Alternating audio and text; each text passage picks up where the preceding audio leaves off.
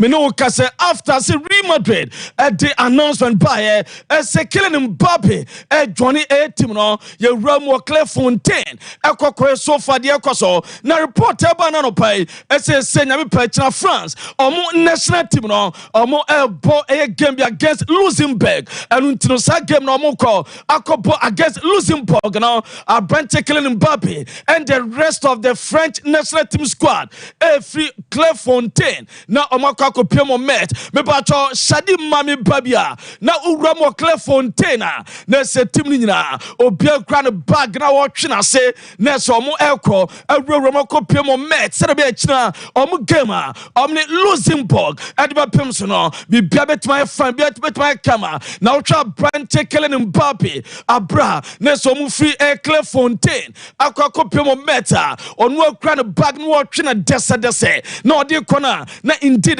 Sompa Moran wasro no ma didaye no ma hihye o hwe ada squad na no mo ebana na se bibia didam kama no and I join on Sompa TV o join on Facebook that's so twagama bia the star boy no and no jersey number 9 and upon fancy touching it down at mom say jersey number 9 madodom de mano say okọ prepare trafel gamer am the Luxembourg e be borom da pem so me be kama na maminya more debt omo national team no aso emfama mo Abrante Bagfred Javi Simons akoda way and so for wakasa yes ye you tunu wankasa otunu a ye you boni ebia na pamele ni akotwa dancing cry ni na say Javi Simons and the competence of Panyini so far this season Obradma my team of Leipzig our Bundesliga no na so far first outdoor and eba na club benen wadin komo na so far samayimo o ten Leipzig and na sa obekro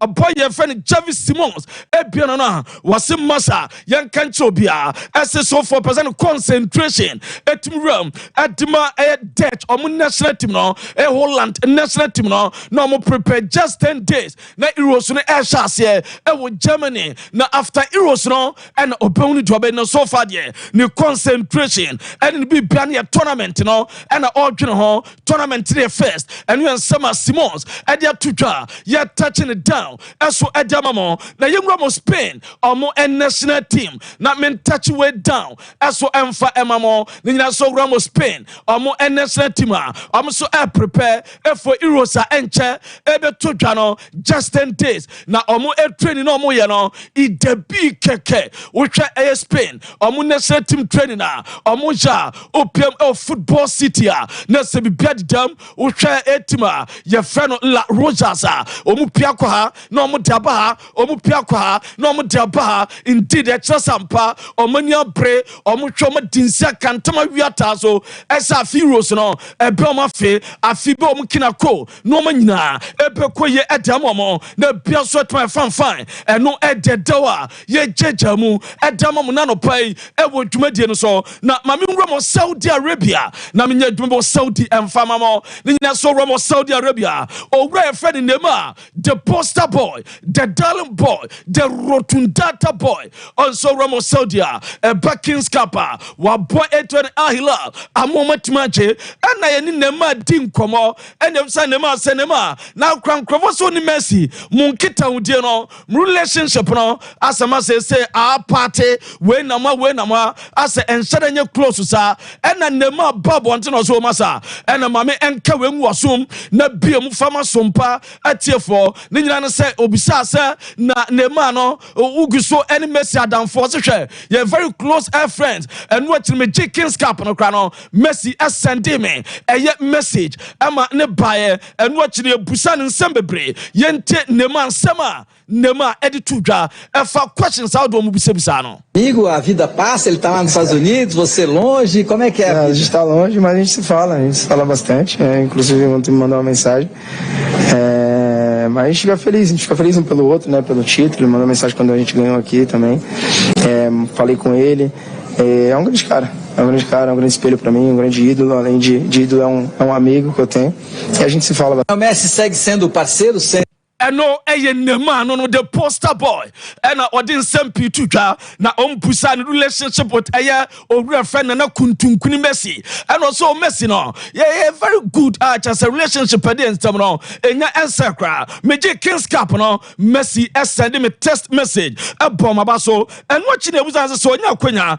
ese player be pa no nema ankoba pike no na bo eye team baku sese ya eye player be nema be no na wase nana kuntunkuni Messi wa o kobo player be din eye Messi star one no ball kakra e wo Barcelona omsa ball kakra e wo PSG was senya ne mprempren e wo Saudi League ma ana ono betwa no MLS ma anka enya bad kra eno kyerem say na coach bay en wo gidi say obe bonitin eso na ya adwuma wo yeda ne too much was enye Brazilian national team coach bia on ye adwuma fan eye tite was ono no e manager bia wo yeda ne too much obe president bia ne tabia ono ne epe adwuma eno ye nsama ne ma e de tutwa ye jeja mo dama wa wasa eto aso de tutwa esa Brante Vinicius Junior when ya fantastic season obepe esa nka Ballon d'Or no ebeko edama no enu ensem ode tutwa ye jeja mu edama mo yem sanema esa nkrofo keka esa osa pesa oba back e was Santos na obebo adwuma demo man sana be retire watimi a retire wana nema sere kakra ena nema de tutwa was what they said is a total lie de omukan nyina no eye ntone he nema den awokasa nema biano na was it there is nothing planned na say onwini bi biansa and watch no I have one more year in my contract Hilal and we ansema nema edia tutwa entomo mukeka eno no obekọ akwa ram akwa ba adwuma edama Santos no babie sen contract no no babie o japade wo no hon wakoma wo hon dey say odwene on plan bibia so obekọ back Brazilian league no obe join Santos and we ansema nema edia tutwa ye chechamo demamo mingramo Manchester United United forever United bobobo uramo Manchester United memfan to anim esom plana yevan Rasmus Hojlund no boy in so far Jesse number 11 Oceano season ebe no done and dusted awia bibia o run be Jesse number 9 Manchester United ultra abrantia o ginanim o pre what 20 na o piano fanam chain na wo hwa me be kama omo aye video bi di confirm esa brantia no o be Jesse number 9 instead of Jesse number 11 season o share no Jesse number 9 and obetima share eno edeba ye chechamu eso ediamamo na Manchester United they meeting so many abre on person before mo squad no na omowram e was Sporting CP e was Portugal na omowram Sporting CP Portugal no they meeting and say so far omo eso mo the offer e ba kuram e was Abanto center back ye friend Gonzalo Inacio omo question mo de beba release clause no e 60 million euros and we so far they meeting team of Manchester United Ashasia omo prepare and watch Benfica president ye Rui Costa na Rui Costa Benfica president and wa rejected a 60 million euros offer Manchester United and koye as omo Brente João Neves omo epeno urama Rui Costa say United team na grow money so as omo ka so me dey careful na o person player we with the 60 million euros say United dey brief for business omo fan to team as omo be cha sekra no makasa jomu krabe 100 million euros the release clause no 120 million euros na omu krabe 100 adabra kanya dabrato ebetima koso enya sapadia enye ensida eno edeba na Benfica they made say omu so omu accept less than 30 million euros ninyina so omu abrantia yefen Florentino Lewis on summer way omu so be jan kwam na ko office bebre ebi free Premier League no aso aba na eba Florentino Lewis omu so de okra ebe 30 million euros now the bomb to imagine sa ye friend mami bisa no mo jara maneko na mom senya sana the less than that that badia enya de Sompa accepte ama player no akosi akan aso ediama na mi wura Germany a me patcho mami video no owura Brighton Kevin Stocker obo na obodma bohum se owura Borussia Mönchengladbach na ni video no ekwaya tima ye ven Borussia Mönchengladbach efa so confirm Kevin Stocker de amaye no na ano odene ese so far Brighton no we are obodwuma eso edamamo no manyina dana kwamo no manyina edam no na daso no na Brighton wa chance a wo follow a team no atwama bibia eso atma kama eno edeba mi jamu edama so far na se Kevin wa join a team no am a player there na Roma Dortmund wo player ye friend Marco Reus na Marco Reus Brighton de mete and so far Roma MLS team ye friend Los Angeles Galaxy e for so chance at the offer to boy ni table so a person as a free agent o team bam no boduma at the amomo na so far Roma Los Angeles Galaxy e for so ni abre as a boy ni kineke e dey the Marco Reus dene ebeba na nkomo no se dwuma wo so ye na mom gusu a edi nkomo ese no betuma koye aso edam wo na bia so tman fine no de na bana bia so akọ ede ama boy no na Roma Dortmund left back where Chelsea player your friend Martin na no ono na ma back pass Emma Bellingham Piakuma Vinicius J Jr. the Brazilian wonder boy Emma ne do born to atenam no na Martin and yebusa Chelsea so mo beton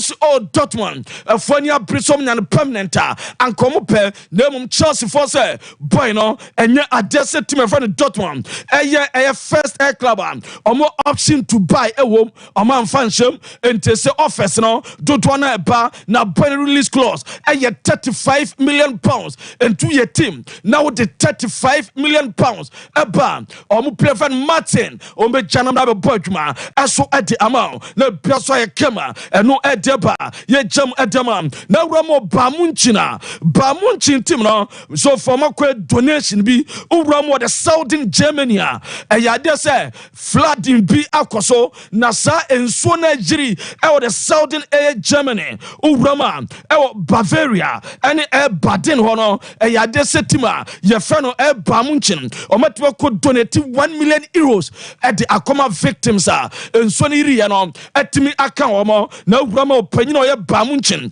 president ye friend Herbert Heiner at the atu edwa ese sofa say adamaji no ma bebre a lot of properties and atimi asay enu ntino sika ne ko akoboma no manyina atimi come person victims no timi respond quickly am bia fan enu achi no be che dead affected and croforo sika enu ebetimi aye am bia so atimi fine enu edeba na mi wo Germany no ma menye Danny Olmo ma menye story way enfam peso emfa emam na Danny Olmo and you say boy Sophia nya signal no ese interest from Bayern Munchen aba so munya omopel anu achi no Barcelona eso munya omopel anu achi big clubs ni bi asho interest omo na Mr. Olmo o ko Bayern Munchen ana so be ko Barcelona ana be ko hene was no I'm calm and focused on what is coming na se Irosina no ana so fa concentration as well so na nya de so be dwintwini bibia ho also of course it's good to see your name linked to big teams in Europe and the world entire ya hwa eso no Danny Olmo we say teams akase o Europe and we are seeing na no so epel e basa ya na ye na momo no de so far there Irosina aka just 10 days na e sha se no o pese oye osintawe wo simprimu wo fitam admatima ye fan Spain am a bekama aso adma wo mo eno edeba ye jejamu yompo ede amamu ne anopai e wo adwumade no so na mi Roma Italy na ma ye adwuma wo Italy de amamo abra mi breaking it down touching it down no Roma offer from Saudi Arabia club Biaba ese Juventus goalkeeper ye fan Chesney enya na pe de maintain say e bet 30 million euros sika bia e betima pm se base goalkeeper no e betima kwa na Roma team ben Juve I ready ese betima to no na Saudi Arabian club no I ready ese a goalkeeper session. Ombetmetua ebe 15 million euros per season. And Ombetmetua dama goalkeeper one for we see or Bodjot Bruta, former Arsenal goalkeeper and Juve. Na Uramo Saudia. Almost Sikare Tower as a check and a pewa in Tomra. Normally 15 million euros a year. No one didn't sign a qua and no Edebam. Now Ramo Juventus.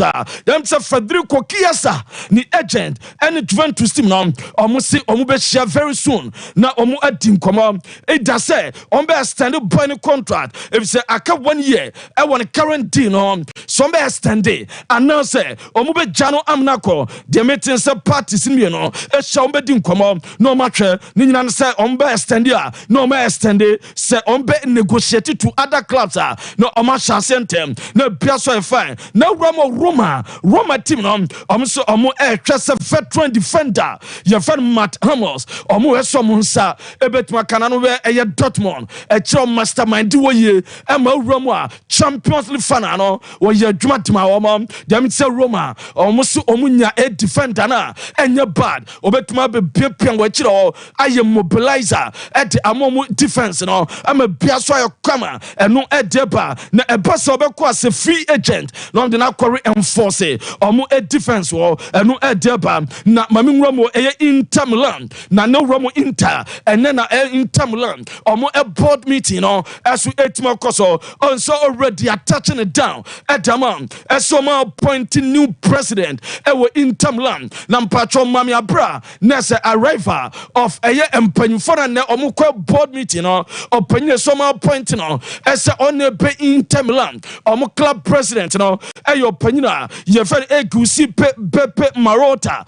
And ometuma appointing no. As omra. No ome president me bianya kama. No penina mpa. Ono sutimi arrive. O kwa me bianya fine. Na enu no ura no. Or say or the asida. Ebema the oak tree. Omna air found the inte. So many air trust and confidence. Ewo ni muso me inte. Omo president. Eme bian. Esu enti enya kama. Enu edeba. Ye jejamu edamamo. Ewo eye jumedie no so. Na uko Roma. Yanka ninsamne kakranchamon. I would like to thank Oak Tree for the trust they have shown in giving me this opportunity to work alongside them and the board. And no edefro eba. Now Roma and Napoli. Ewo plebian. Ye fene Kwaraskelia. Na Kwaraskelia. Diamete. Ese tuwevene PSG. Omo agreed them with a player no. Ese obe join omo. Nem akadiaka. Aka eye jatano sasa. Bonsamno. Wano ubetime tune symbol for. Jise utabri ni setabri mwa. Ukwesika bebre. Eno eyo Roma Di Laurentiis. Waya presido. Edima Napoli bobo ekonom. Ese akase PSG. Ene Napoli presido. Ebedi nkomo. Na player ne dem. Already wadi ka jatum. Asobe bo edametima. Ye feno eye PSG. Ese akase me broker deal with Napoli. Na deal no etimia bam. Eno edeba. Ye jejamo. Edamam. Na Roma was spinner. And when you're breaking it down. Edima wo. Ansana no pay fancy. Esebe tumunchine. Esadiamam. Eso Roma Brante killing Mbappe. Or ye Real Madrid omu player. Na so far why record be Obama Madrid record so ne a born ho. Washa say oh yeah. And no sense Real Madrid announcement eba ese killing Mbappe. Eyo omu player no. Wabaya the most announcer. The most liked announcement etma ba eye Ted. Nese otosmi ensam. Ope player yet announce on the transfer. And Crawford I like in dudo pa. Wa toso emi ensam. Ope transfer. A buyer announce and Crawford like it pa. Eye see Ronaldo. Omo announce all come Manchester United. Back on. Omo nipa e like it no. Eye 1.9 million. And it's me like it and what you know other gula. Babe Pemo Real Madrid. Honestly 900,000 likes. And what Timnya and na uko eko Roma. Eye adese killing Mbappe. And so for 850,000 likes. And na etimiaba. And no edeba. Ye jejamon. And so edamamo. Ewo eye jumedie no so. Na uko eko kore Roma. Yamfanton so Roma Madrid Roma. E killing Mbappe. Ni poster no. Aji babia. Wonam eye theater. Ewo Madrid. Wonam air stores o Madrid. Wonam offices outdoor Madrid. Killing Mbappe posters no. Se any number babia. Se aji babia. Ya di posters no. Atitarwa. No man na ekoye. Wonam e cinemas.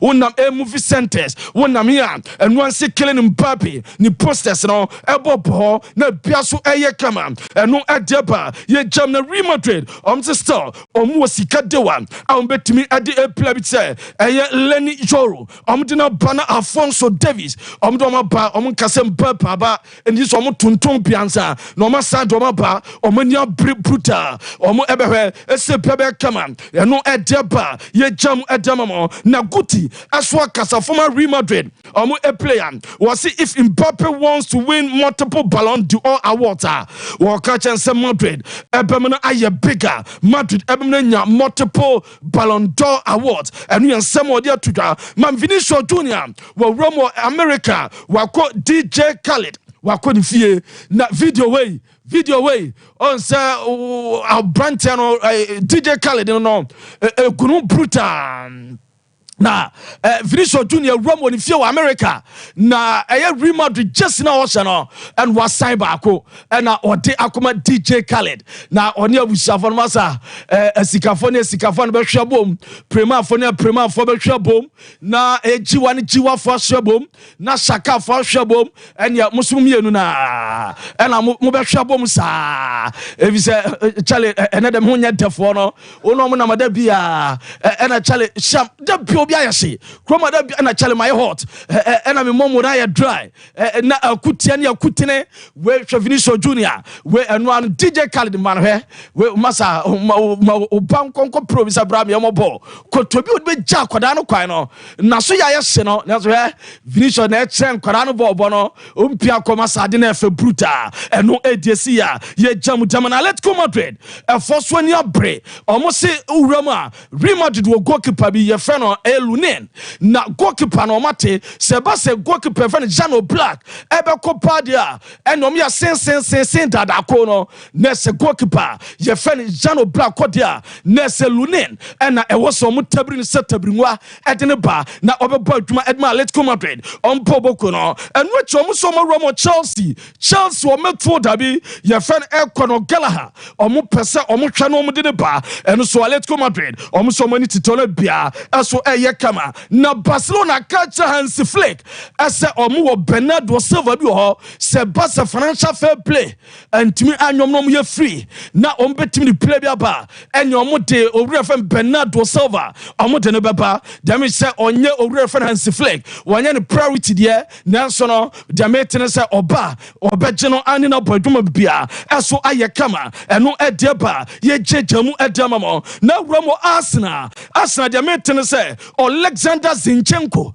Arsenal force dondoni ya fontegare ama ko sena funfuse na enu ntino mo pese offer bia ba ombe jano kwam na kwam no mat se eye Vincent company o pese ojano edin kokopiem eso eba mu nchintim no Arsenal force so eba ombe jano kwam na ko enu edeba na Romo Sunderland omso omadi teme eso mo nton Jude Bellingham ni nuana ye fen Jude Bellingham omo entono na yade so mo so enyana obebo mo papa eno edefro eba ye jejamu eso edama mo na Sofian Amrabat ni nuafa ne Northern Amrabat ena babonten edabetu dwasa Casemiro obwa se obi kase FA Cup fan na Casemiro wopra we konkonsani abra Casemiro hu se ono fan no lineup no nka ho no na hu se hunya so betena bench na okotena stance no baboa ena okotena stance no enye se no wopra bia no okotena stance no no se status no ni din enka ho eno ensama wadi tudwa yedi mana Eric Ten Hag the double decker man ono so dwa was here Manchester United paying for omo ye bonia ye force me Eric Ten Hag maji FA Cup damamo demiye Manchester United nyanya mfe na mo afamachi na mo ni coaches fufo edi nkomo mo so mo ka hwentem agent mo ka hwentem asame Eric Ten Hag mo ntimi mi ya adwuma na mo mate am coaches ndukwa frame abusame asa at the United for so mo pam wana o ma frame ni mi di nkomo Eric Ten Hag ni kokwa pai ni buofu brutal asa day na oya ye tiase wuo wato na mo pam no na mo coaches fro esu edi nkomo eno edeba yede ema mo ewo edwumadi no so na wramo England FA mpanyfo da bedu say Lucas Paqueta pese benya kran ko say banning for life you say adan say sa betting scandal na won ho no wurawurama na ebo no enkrofo kotwa so obedi yellow card ampa odi yellow card ebuki na bet no ebi kotwa na £7 na otwa nipa etwa bet no ebe nipa be 60 ene kotwa say owura friend Lucas Paqueta ebe di yellow card ampa ukikabo na £400 ene di try ma be £100,000 ene di betting company no entom so ni mu obi betuma jano kwan eno edeba ye de ema mo ebre no ko na yenya so mfanze mo Chelsea for say Victor Osimhen mpeni biem ne bo na edene and an style of play no say eba no di be wramo Chelsea entimi ensi utu eno ediate a ye de ema mo yenya so na yemfa ensem awdo a ye bobo no enano pay no yemfa ensi e wa na bibia enye kama na mo mame fa happy birthday enkoma the gender coordinator our Coco Health and Extension Division our Coco board eno Mrs. Christiana Amponsa ene Mrs. Christiana Amponsa ene your birthday enti mama ya ma happy birthday nyankopon shaw na bianya kama Bismarck ene CM Fedmadi so ema happy birthday. I'll say that kasi yakwe fa malu taki se we jana na so abomode e di amano ne nkomo no timi e di abre me za bibi aboko de oh nyame adomahwe ni experience abudia bibi aboko dia be za ne nkomo awodo na awo oh yes of course ne nkomo awodo na wo na yen hyase na abuye hyase be hyase de free eno the official announcement Real Madrid they make when it comes to Kylian Mbappe. Oh okay. Now I official there will be concerns around the setup of Real Madrid. How Kylian Mbappe will fit into the setup and what to expect from him. Because they say, expectations in the lifted their cost. He's getting 150 million signing on fees spread across the years on the number of years now we're signing. And Real Madrid betray as Canadian man. Now he has fulfilled his dream. He's so much happy with baby Awaka Drum Pempenso Ababedruno. But Real Madrid in recent times and historically has been a club of dreams. But necessarily meeting expectations quite difficult than meeting your dreams. And I say, we'll get your dreams together and making sure that it has become a reality. Kylian Mbappe meeting expectations, and when you go through ne kasa bebrebe ne nyoma bebre wo so butimi hwem no mutimi boa emma Kylian Mbappe timi fit into the setup abu de tie nie o check Real Madrid setup with the kind of formation and omobo and Carlo Ancelotti obepie mo Real Madrid and no more Karim Benzema no we already realized it was the 4-3-3 yes even when he had Gareth Bale Abraham Omokoji the 2014 UEFA Champions League na Bale Benzema Cristiano Ronaldo Abraham Ronaldo free one koye then umnya asa Gareth Bale so free team num koye no na afei o hwe kon befa so betima to na bi otimi ko with 4-4-2 no oyisu Rodrigo as the number 10. That was the absence of Jude Bellingham within the team. Yes. Iti odi eno na beto nche to na bi so anu akọ with flat 4-3-3. Now Rodrigo ball as a right winger. Then Fede Valverde will move into the midfield. No be partner Luka Modric and Toni Kroos. After that particular Manchester City humiliation, I know decided say what say Toni Kroos ni Luka Modric no bench back or ma back mo. Which means over here a more aggressive, energetic young player to come into the midfield. That time not Tchouaméni about him, but they needed to start fielding him. It's Tchouaméni babeshim. Kamavinga bebo as an auxiliary left back, and as an inverted left back, where I'll be switching in, Abba into the midfield to come and complement the midfield due to the quality of the ball playing style. Now, Kamavinga, Tchouaméni, Toni Kroos, Luka Modric, Valverde, Bellingham Masabe Pesuna, they needed to work on the formation and change the system. Yes. It will become more. With Kwano Faswana Oye AC Milan or kind of formation. Now, o check Kwano Mofasu or kind of formation now a 4-3-1-2. Where Omo Kaka, right behind Inzaghi, and Shevchenko. Then Gattuso, she profiles no, Gattuso, Andriy Pirlo, and Seedorf. Now, Seedorf in that particular midfield, Seedorf is more or less like a controller dictating the pace and the tempo of the game, complementing Andriy Pirlo, who could turn defending into attack with one pass. And the general himself, which I believe say he's the best registrar in the last 2 decades I heard football, in the shape of Andre Pello, no, will just sit and make sure so no be dictate. Then Gattuso will give you the aggression.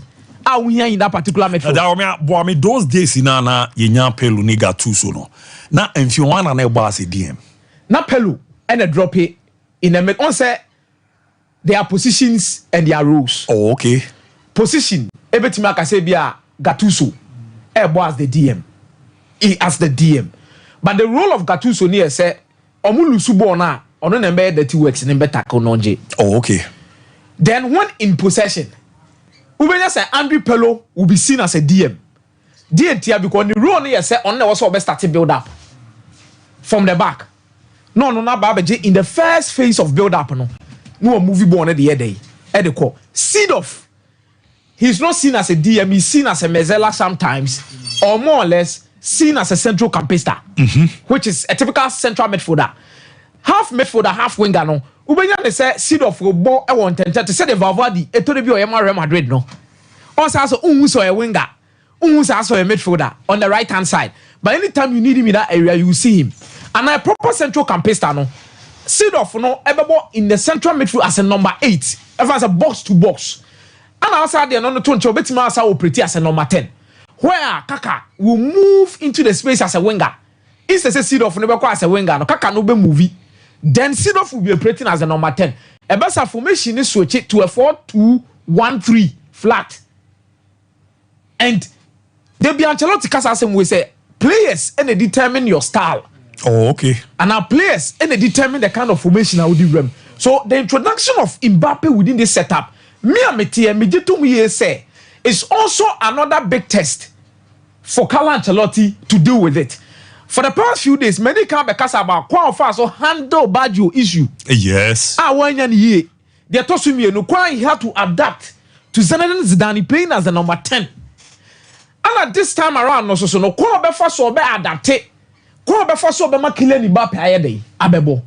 Real Madrid go with two formations, 4-3-3 flat or 4-3-1-2. So if they decide to go with the 4-3-1-2, now you have Jude Bellingham playing as the number 10. So 4-3-1-2 no 50 on no. Kamavinga ball in the final no. It's quite difficult. Say obey in a free team because in the absence of even Toni Kroos, Opel face build up player or a press resistant. I obey to me and maneuver the way through a press now. Kamavinga is there. Tramani is a destroyer. Tramani a typical destroyer. So for some time now, you realize that we brought in some statistics that showed us to say Tramani will be or destroy two opponents' attack. But to check Kamavinga no a builder.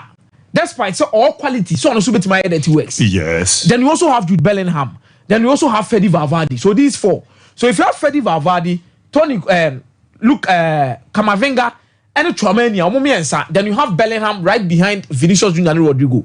And you move on. Obey Rodrigo a free. And I also obey Vinicius the free. Oh, the another tone chair. So I can say, oh, call with the 4-2-1-3 flat now. 4-2-1-3 flat now. It maybe Carlo Ancelotti me I was so who Rodrigo say Rodrigo Campo even a number 9 or even a number 10. Yes. Supporting striker than so a winger. So will you move Rodrigo to the right wing and accommodate Kylian Mbappe in the middle? So these are things you're ready, and if Real Madrid doesn't get it right, and it affects the form of Kylian Mbappe, that is where the question marks will start coming.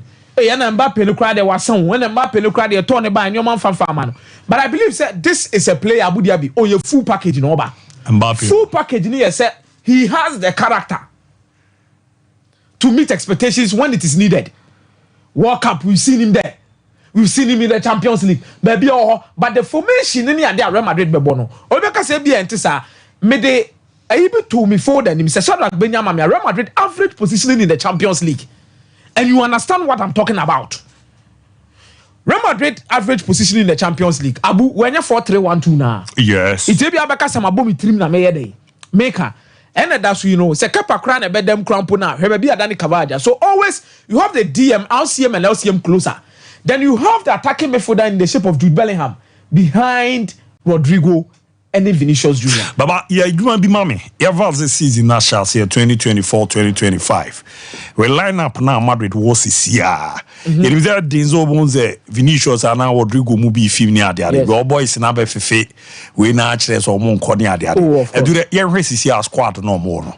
Season now, shall say. May they make a prefer so call 4-3-3. But minimum so the other prefer. I quite be the Abbas and said we see church about him no. I was a by now Kawasha see a coachy crab Kawama and then all tititi near Mobiase. Because the watch at me minim goalkeeping in there are Courtois. Yeah. In the back line, in free hole. Maybe important in midfield. Yeah. Any attack. I think Real Madrid will decide to go with a 4-3-3. Yeah. So in the 4-3-3, there's a variation they buy 4-2-1-3. Oh, okay. So 4-2 no it won't fit in buy Vavadi. Any Chouameni. Oh, okay. Then Jude Bellingham will be the one. Obejino say. Then up front the bear Rodrigo, Mbappe, and Vinicius. And Mbappe ne be boy. Mbappe number 9. Number 9. Oh, okay. Shadie for Mbappe and Vinicius hit map to screen so my last season near Shadie. O check Mbappe and Vinicius hit map abomu nyina operative from where? Na me ba be bisabe ono na so comfortable say ba ne benkum so wa. Yes. But you name say Mbappe wo PSG nya ne tama na Cavani ni Ibrahimovic mu nya no se ne penny so person obo say. 9. Tama no munako no. Maybe about drifted from the left because maybe rather more Falcao, but when rather more Falcao is not fit, only push about the number 9. So is this the time for Mbappe to relish his quality as a number 9 or as an auxiliary? Or say your types of number 9s. You are an auxiliary number 9 which feels that's on your typical box striker or no original. So there be Onyebia. He can drift into, for example, Karim Benzema. Oh, okay. Wait, my bit said Thierry Henry. I mean, that's how comfortable now. Bobby is a Benzema. He say I'm not feel comfortable. But only answer no. Ya man Pepino no Pemricano. O Pemricano. One Vinicius asem no. The Vinicius boom. On say, dear, because already hit map now. He found the operative free pa. Benkumso.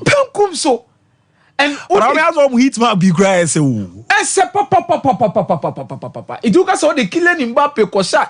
But you see, I've always believed in Carlo Ancelotti managing such situations.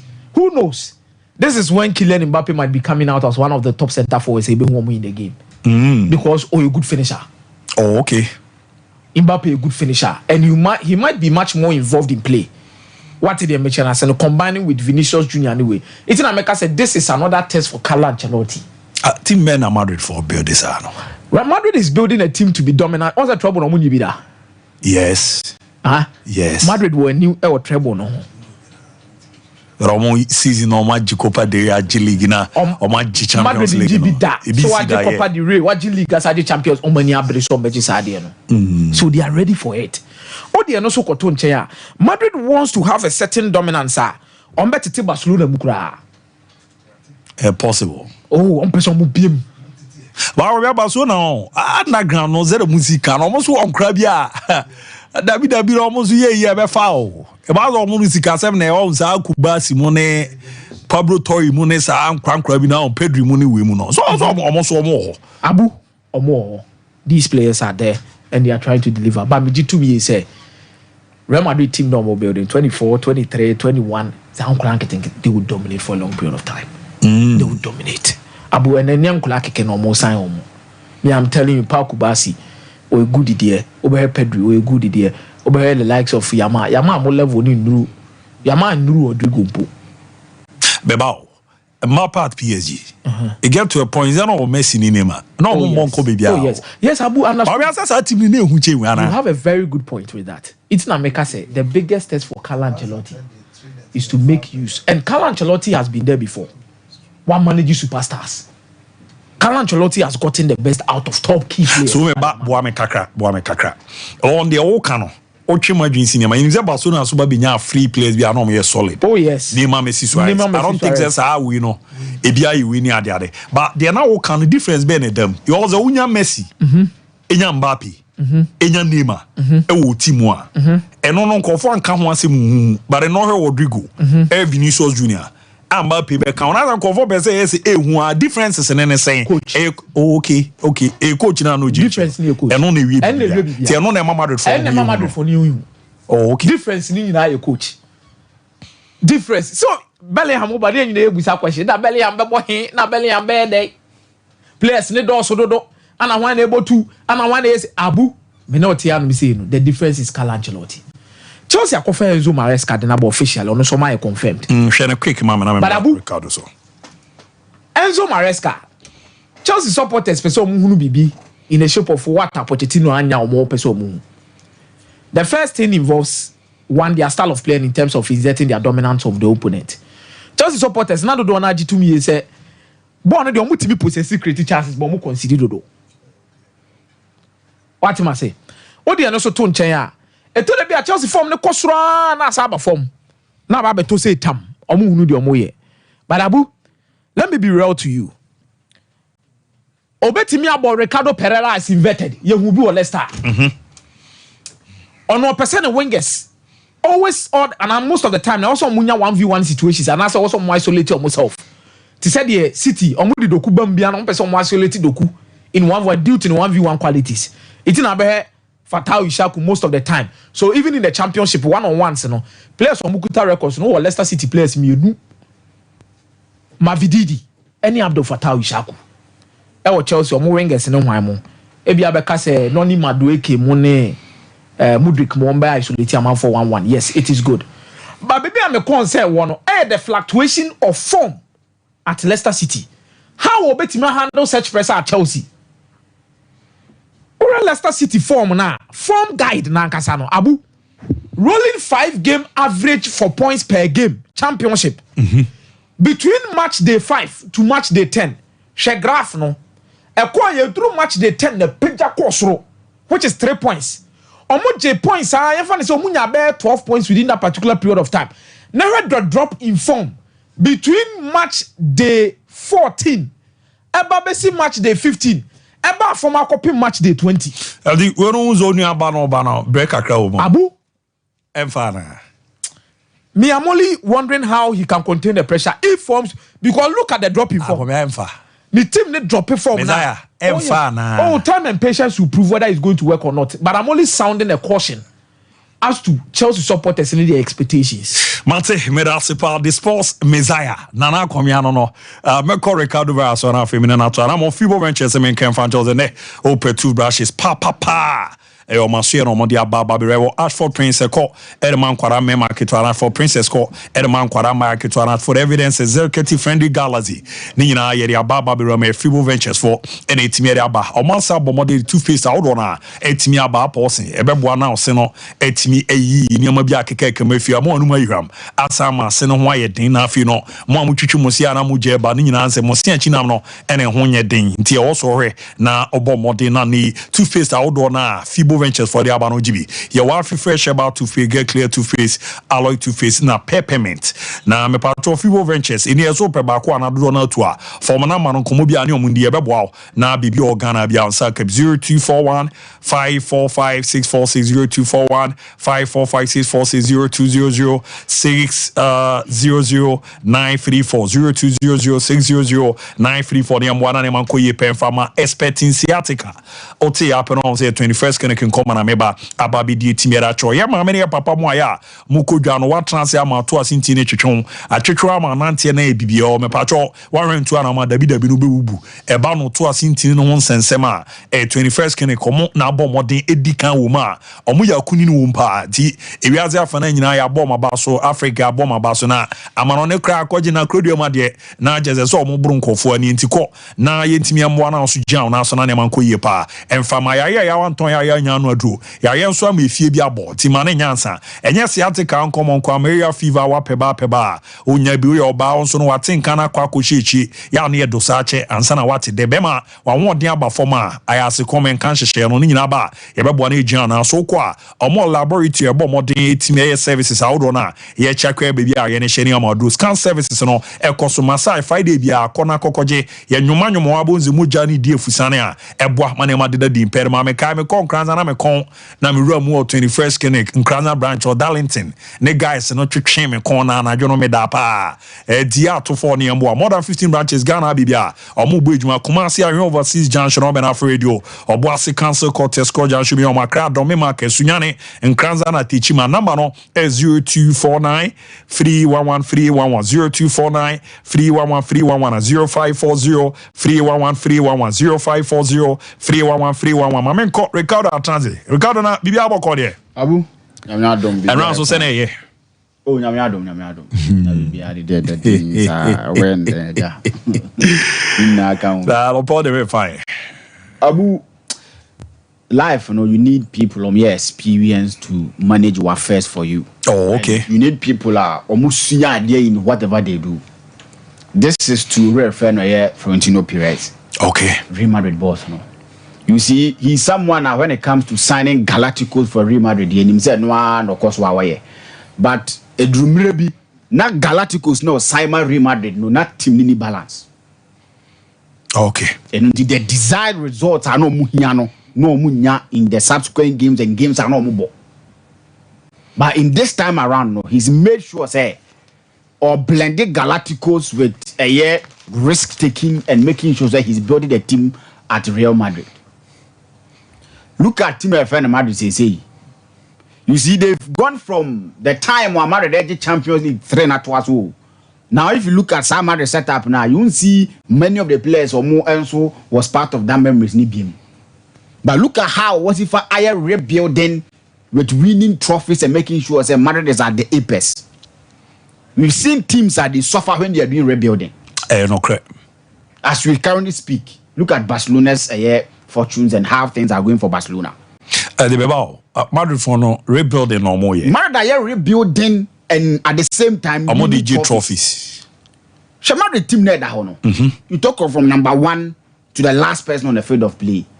So far time when I sit down did the Champions League now. No more players no more. Look at how Tony Kroos a free team him, but on a perfect replacement, not to give the same performance, but to give performance I sounded the Madrid to win games. The all can all chema dream kwechi kakra. I almost shot so year proper winning from 2013-14 normal job Champions League yes. Kind and Ancelotti. As that time no players no do run a film. But still results never. Results never and almost free more almost caught at a time where people are there to replace them. Oh, okay. Then time when I offer Rodrigo ni Vinicius Aba combined for about 90 million euros. No, many of the people are against it. Say a risk, and I will take it to bring in those guys to come and perform because near Robinho for Team FN Real Madrid. No man on from Robinho, so people are against it. But these guys came in, and now not a single person I bet you for 90 million. Yes. Vinicius Junior Zika with ya, Rodrigo Zika with ya in na or in a so I try and rebuild in our oil, you know. But all rebuilding, he's backing the rebuilding with trophies. And this is the man we are talking about. And he knows what it takes to manage teams and get people on board. You see, last time it was about Mbappe. Mbappe, so one man married that people were saying, hey, a player like Mbappe is one call married now year for Florentino Perez. But the man knew what he was doing. Now he's gotten his man. And it's similar to 2003 when he brought him back.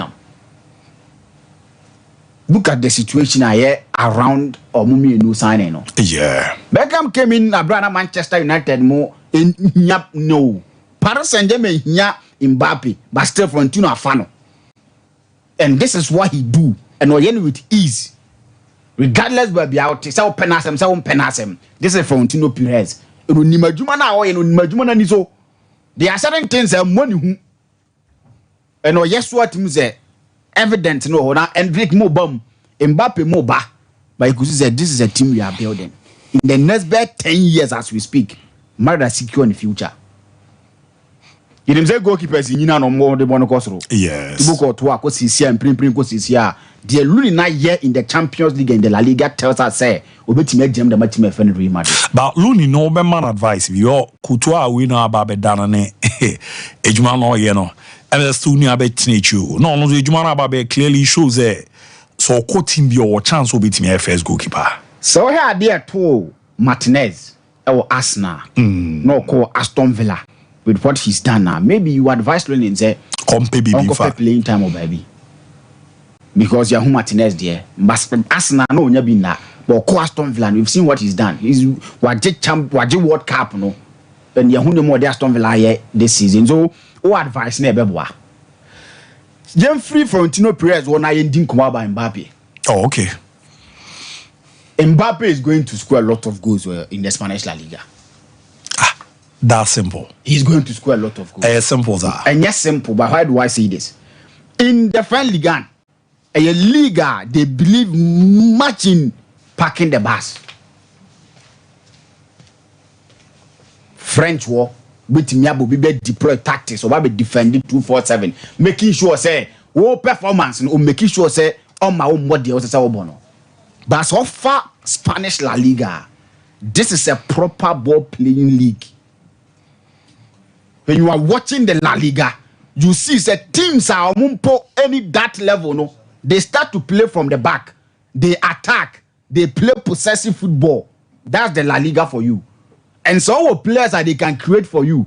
Mbappe speed, the hunger for goal, and then Nyoma Yahuza Mbappe wono. He's going to score a lot of goals with him. Your friend Real Madrid. You've seen the likes of Messi and Ronaldo giving us 40 goals. Not to say so, but yes, I didn't be. But even in the average season for Mbappe, he scored like 30 goals in the Ligue. When Sadio want to come into the Liga, Obia pass or bono, free flowing football, Obiabo. I see Mbappe scoring a lot of goals for Team FN Real Madrid. But as I said, Muzidimu Komui. Adi, Baba Kama, Dina Yupa, yet me the player about your star or about a flopo. And the other says, yeah, the ball Madrid foot, my Quebe, no, I bet Jibin Chuaboso. When you talk of Eden Hazard and brings him to compare him with a brand friend named Mbappe, I mean, Tiasia, because Sunday Hazard is who no, yes, I'm Mbappe who no. Hazard, you're one person, never called prison, never be na, we're gaining weight. Hazard is someone on cheddar and take good care of himself when it comes to the body, keeping the body in shape in playing football. But look at Mbappe. One example, they be that Messi at the World Cup final. In the first half, this is a young guy who winning World Cup in Bida. He could have relaxed. I mean, my GB.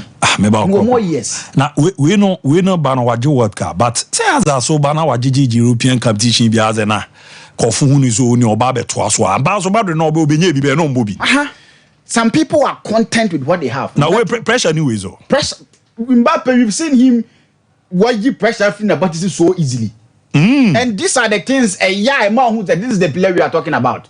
Obeba Real Madrid team him. Obeba in the La Liga, he will come and score a lot of goals for Team FN Real Madrid. Regardless where you stand, regardless how you see him, he will come and perform.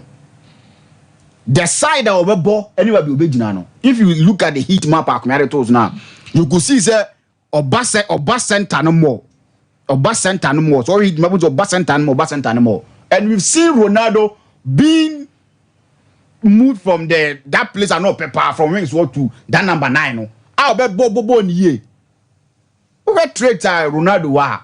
Mbappe will be the speed, the eye for goal, and everything. Will go be a national raki show. You love a ball in free throw on drop. This is the kind of person I can want him. And for me, from where I sit, I see Mbappe giving Real Madrid 35 goals, 40 goals a season. Or in the La Liga, if they are going to create for him. For the problems about between one Vinicius Junior there, it's something we are going to talk about it later. Because the young to say Boba, a bit messy at any given time. Because these are two people that they are from countries that they want to propagate their players. They want to sell their players to the world. Brazil and France. They definitely said and the A be a bit messy. But for me, I used to run a bit messy. But that audio mammy no tone senior.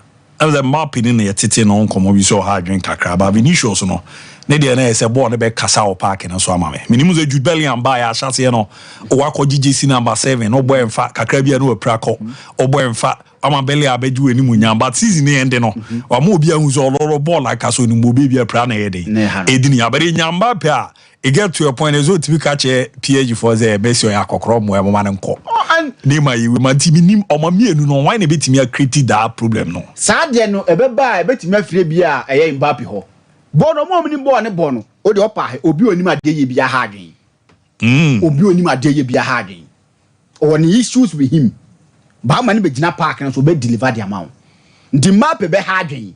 Ebi Mbappe is my more 9 and I'm more Vinicius Junior Abreho. Okodina obe the numbers you need to win games.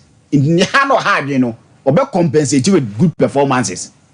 And that's the most important thing. They can want somebody for they keep standard, not merit. Standard no mukipi. Tina Luni got tina benchmark or 2 adani podium no because they keep standard. They know say this is the level you want to go. Look at how they shifted the year Marcelo, Money Pepe, Money, Tony Cruz, Mo, or you film kakra. These are the things Madrid or Moyo. Oh, Mbappe are very big. Oh, a very big player. But possible they will beji Ballon d'Or. Obeji. And Obara betuba. Ballon d'Or winner no pa. Now you need to come and make the Madrid faithful know say you are going to deliver for us. Mbappe, Vinicius Junior trained in that. So you also need to come and write your name. In January, I challenge my dada. This Obekasa abra unya performances are eye papa. Because Vinicius need a or starting or matter name ko ye. But now Bob Madra you talk of Vinicius Junior and what deliver their moment. You need to come fighting because of your performance. Not because of your name awaji. Ya who's a man robana waji din na untimi ma. You be US in chain. If you want to fight with your performance. Not to deal with Timiachi. Quick one. 3 players be a boy. Why? Rhys James. A boy Enzo. A boy Jackson. Enzo no report crash said the Chelsea faithfuls were very happy with Plan and Maresca work for Enzo.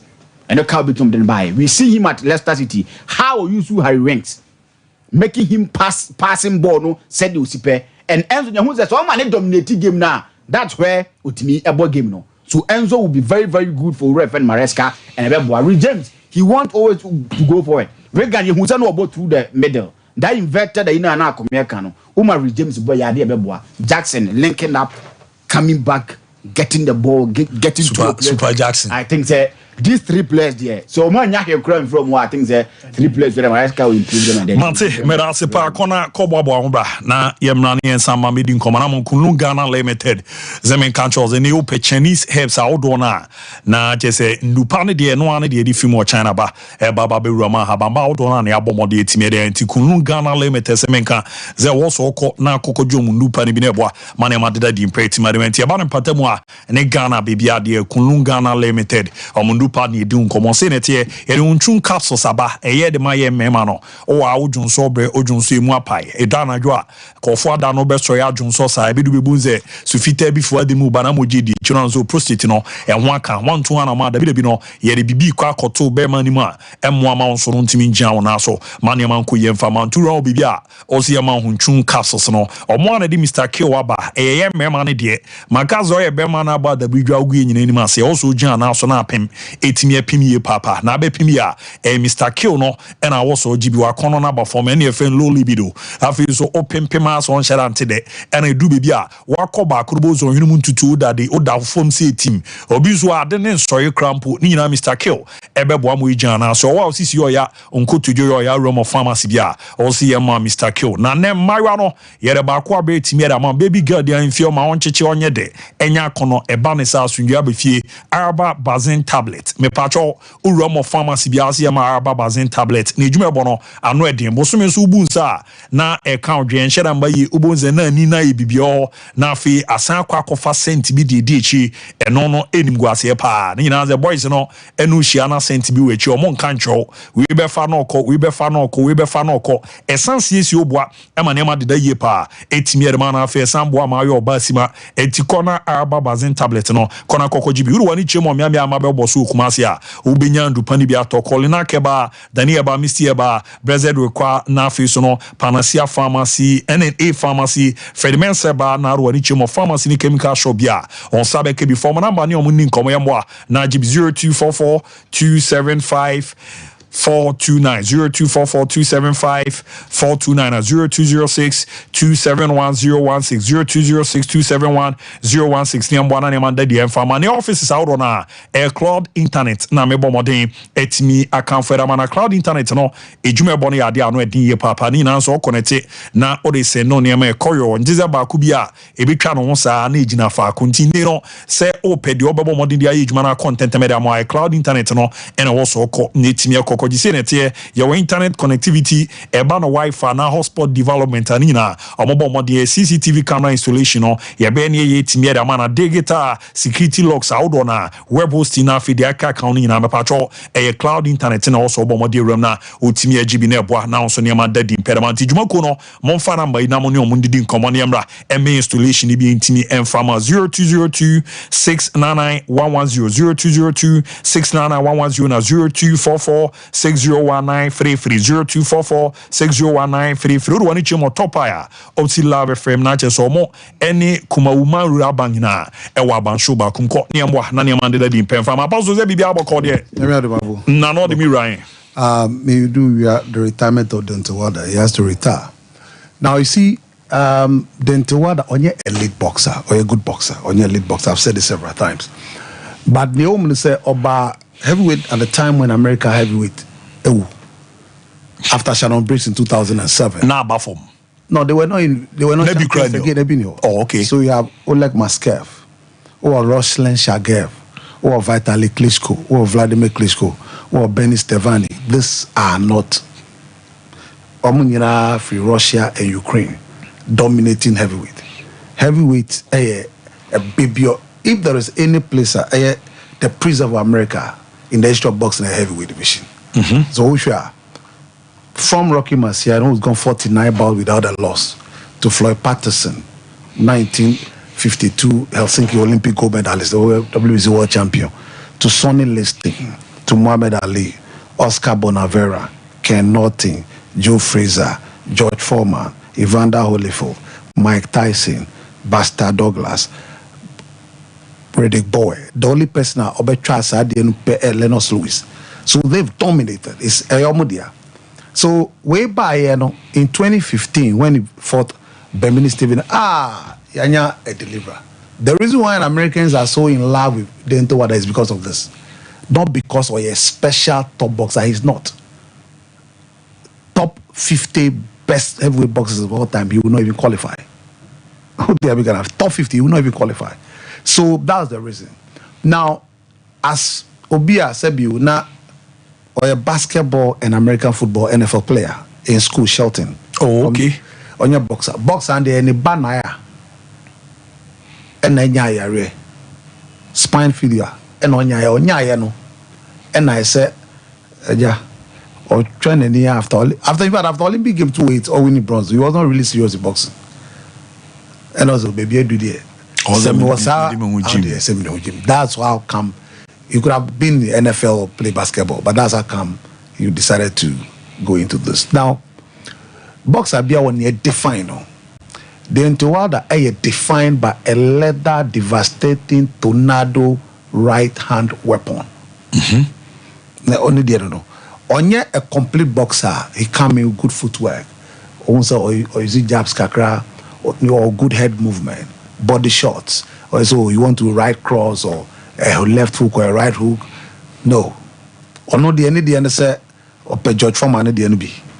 Or bar or sharp bema or lazy punch the back or odafem. And now say or the best wiki will rib cage or rib cage. Ufin now at me a ball at all. So that's him. Now so you look at how he started, and the reason why now I've said he has to retire because he's finished. He's finished. He doesn't need not anything to prove again. Now, share Oni Aubrey Morrison. Now, this bout, he knocked Aubrey Morrison round 1. Shadak for this Dentowada Aubrey Morrison. Now, so you see what defines him.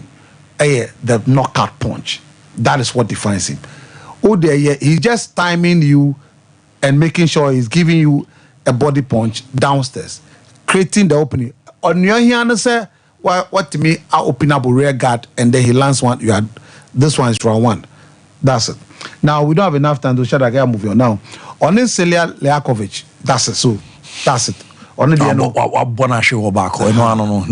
he's finished. No, nyabotre. Hard punches or boxing, omunyabotre. George Foreman, onyabotre. Maybe George Foreman, any Joe Frazier, you'll be shocked. So this now we move on to only Sarah Leakovic. So that's Leakovic. Leakovic Belarusian or green trunk no mono, and this Dentowada. That's it. He's gone. Now, Onimale Scott. Let's go to Onimale Scott. May they try to be to show you what has happened to him now. The beginning of Onwankasa as then toward the power vicious right punch. And then sometime the left hook. But it's all about the right punch. So we only Male Scott. I later be any trainer. That's Male Scott for you. He's finishing. Now, Yanko Dente Wilder Tyson Fury 1. You see the devastating quality of the punch. But Ebedu Bebino, boxers will always beat punches. I mean, at appropriate time, boxers, they be now share this bout. The Dente Wilder Fury 1, round 9. Share how he floored Tyson Fury in round 9. That's it. Now Tyson Fury is 6'7", and to 6'7" floor na matter. That's a powerful punch. Yes. Now check round 12. Near onim nientia. That's it. As is flat on his back. Left hook na make control say. Or you right to the vicious right and left or no. And I saw you know quite away fast so sorry no. Now that is him. Now Mommy Joe Fraser Foreman. There is something about heavyweight boxers. Drew Baby, he lost it. Joe Fraser Foreman won. Don't forget that bout. So this Joe Fraser and this Foreman. Now, Joe Fraser Foreman won an undisputed clash. Joe Fraser at that time, 29 bout, 25 knockout. George Foreman, 37 bout, 34 knockout. Joe Fraser and Lucy and Foreman knocking Joe Fraser down 6 times in 2 rounds. Now, clearly, you see, sir, that's the first knockdown. Each round, knocking it 3 times. All he did was to pound him on the ropes, pummel him to submission. Where or George Foreman a hard puncher on your boxer. Now, come back to Mike Tyson and Michael Spinks. Mike Tyson, Michael Spinks. Don't forget that Michael Spink, 1976, edge Olympic. So that Mike Tyson, black trunk, Michael Spink, or for WBC champion. No, I undefeated at that time. In fact, the only loss in the life of Michael Spinks, Mike Tyson one loss in his career. And after the fight, then he retired. Now, Mike Tyson is also a puncher. Only a complete boxer like Holyfield, Lewis. So anytime he met them, he lost to them. Yeah. Now watch here. 1 point. This was even less than 2 minutes.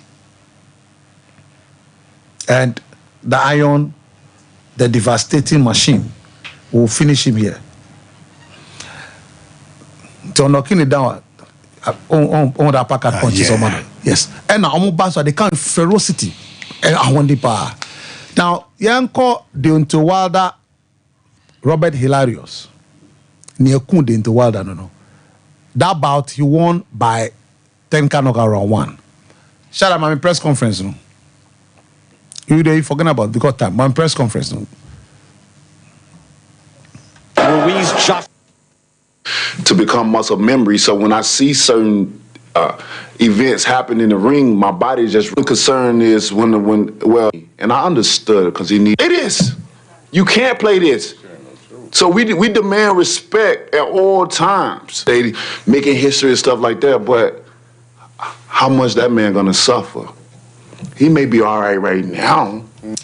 So Deontay Wilder knocking Robert Hilarious down. And then Robert Hilarious is in coma. He has concussion. Yeah. You don't do this at heavyweight boxing. You don't have sympathy for anybody. Oh, okay. You don't. Deontay Wilder, we started with this press conference. About that, because we emotional. Heavyweight boxers don't become emotional. And watch after that bout. Or if finding difficult, only Joseph Parker. Or finding difficult to obey to the punch. The leather weapon, and they define what made him. Because immediately, I know what homobo. It has never happened in heavyweight boxing. Never. None of them has ever done this. Yeah. Sad way. Sebs see an over 2 point you cry now. And so for doing that, I must see an all look, Osha on Joseph Parker, then Zalai sang this bouter. You could see clearly say there is not the Interwater that used to attack you ferocious, even Tyson Free, he floored him. In fact, the Tyson Free Wilder 3, he floored him twice in round 4 alone. So he was so devastated, even though he met a boxer who gave him a match of his life. The first time an elite boxer was Tyson Fury. But now he's not even true. You watch this is all like him. He's struggling to throw the punch. He's scared to throw the punch. This is not like him. This is all like him. This is all like Deontay Wilder. Now share Zella and Zayn say be Chinese boxer, heavyweight boxer, who is not won any title before. I mean, yes, silver medalist or Olympics, but listen. So for me, after this bout, Otunofo, he can never be the same again. Never. He has to retire. And no wonder any mommy Deborah Wilder. So that's the mother. Deborah Katrin say me ba why be. Brania 2 party ofi. Yeni and that's ukra say baby obedun what bet me do horrible. And that is a mother who truly know the son. And I think that a good advice for him to take, because or twice would be an Mkwasi be canono. He just lost in December and lost now. No sanctioning body will give him any serious bout. Or when you were on age, now that will be off the table. Yes, that's how boxing is. You are no more elite, so you can't fight elite. So that's off the table. Now, Miko tennis. Novak Djokovic, I have said it and I'll continue to say it, that he will always define tennis. Novak Djokovic, it was difficult for him. One, because all background, you're taping the right knee, because all problem with the knee. Now, knee, in tennis, is all about the movement. Without the knee, you can't do anything. The movement.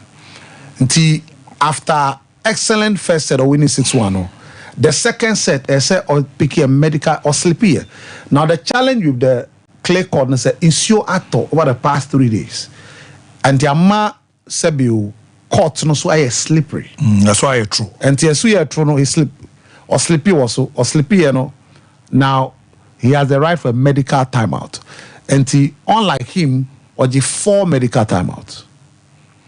Emma do baby cry somebody to stretch as well or stretch because I said nine end out come on me and ye. Now that was the reason why he lost again. He lost the 3rd set. So now he was down 2-1 and 4 games to 2. But like I keep on saying, so we near physio making sure saying 9 knee you okay now on the court. I've always been saying Novak is the best comeback specialist with character and resilience. Any tennis player in the history of tennis. Just 3 days ago, Lorenzo Musetti, 4 hours 29 minutes. 3 days interval. Yeah. We 4 hours 39 minutes. Now, our endurance change any tennis player ever in history.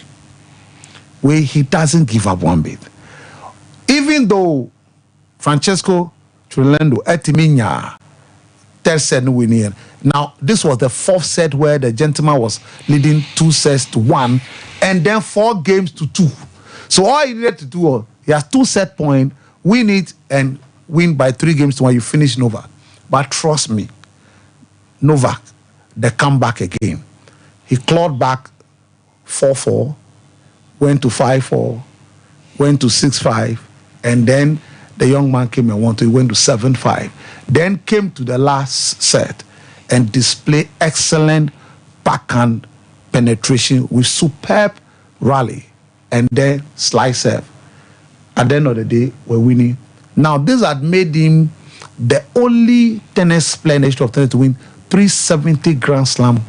Roger Federer 369. So now he set the new one, 370.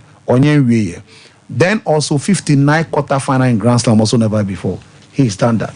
The next game is against Gaspar, but the challenge is Sobe Timmy I recover in time for that is another matter. He's chasing 25 Grand Slam. Niancolano eba nia Carlos Alcaraz eba Emma nia Janison no. Their age is 21, 22. Until if they are able to win Janison or Bakun, Alcaraz or 2. Nkolai in the next 10 years, because we almost need the Roger Federer, the Andy Murray, the Nadal. We almost two now. We almost see a medal again. Almost two no. So almost two every year. So almost check 2 slams each. Crapwa. They will easily overcome Novak Djokovic. About Zomate, Medal Sepa, Yana, Mbappe, TSM, Fisem no. To us so come pa. Diana, Mbappe, Yakibia, Yadabeto Sedamo.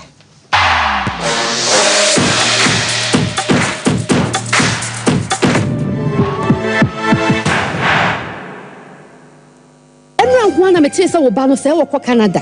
Woko, okosuku. Na yesi ajape aba no nso okɔ na nso no de okoye adwuma. Me say, amanfo akɔ no. Enya gro. Jaye no hwa na de won kɔ saa no.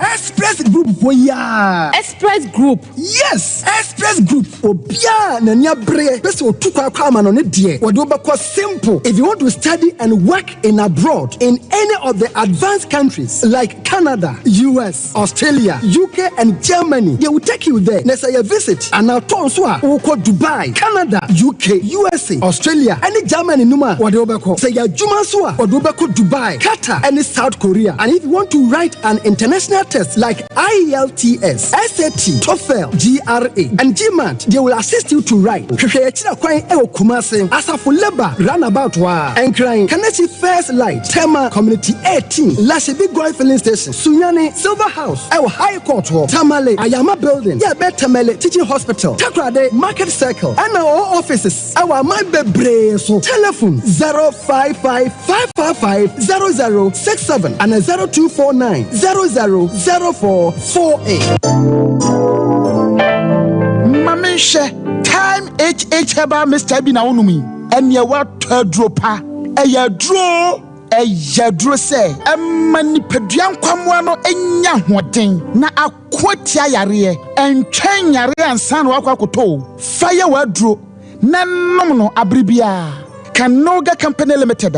What the time TIME ebe dwasono wono a na the time HH Heba Mr. Edia bedwaso akra wonyanya mfisia dumienu enum bi wo pemfo ene oba wo ma akra nufo enso enum bi time HH Heba Mr. Who benya bi over the counter medicine sellers any shop dodo na mu so pedudo to afre 0244 417669 0244 417669 time HH Heba Mr. Yadro say FDA adje edwadie nkratoe atum.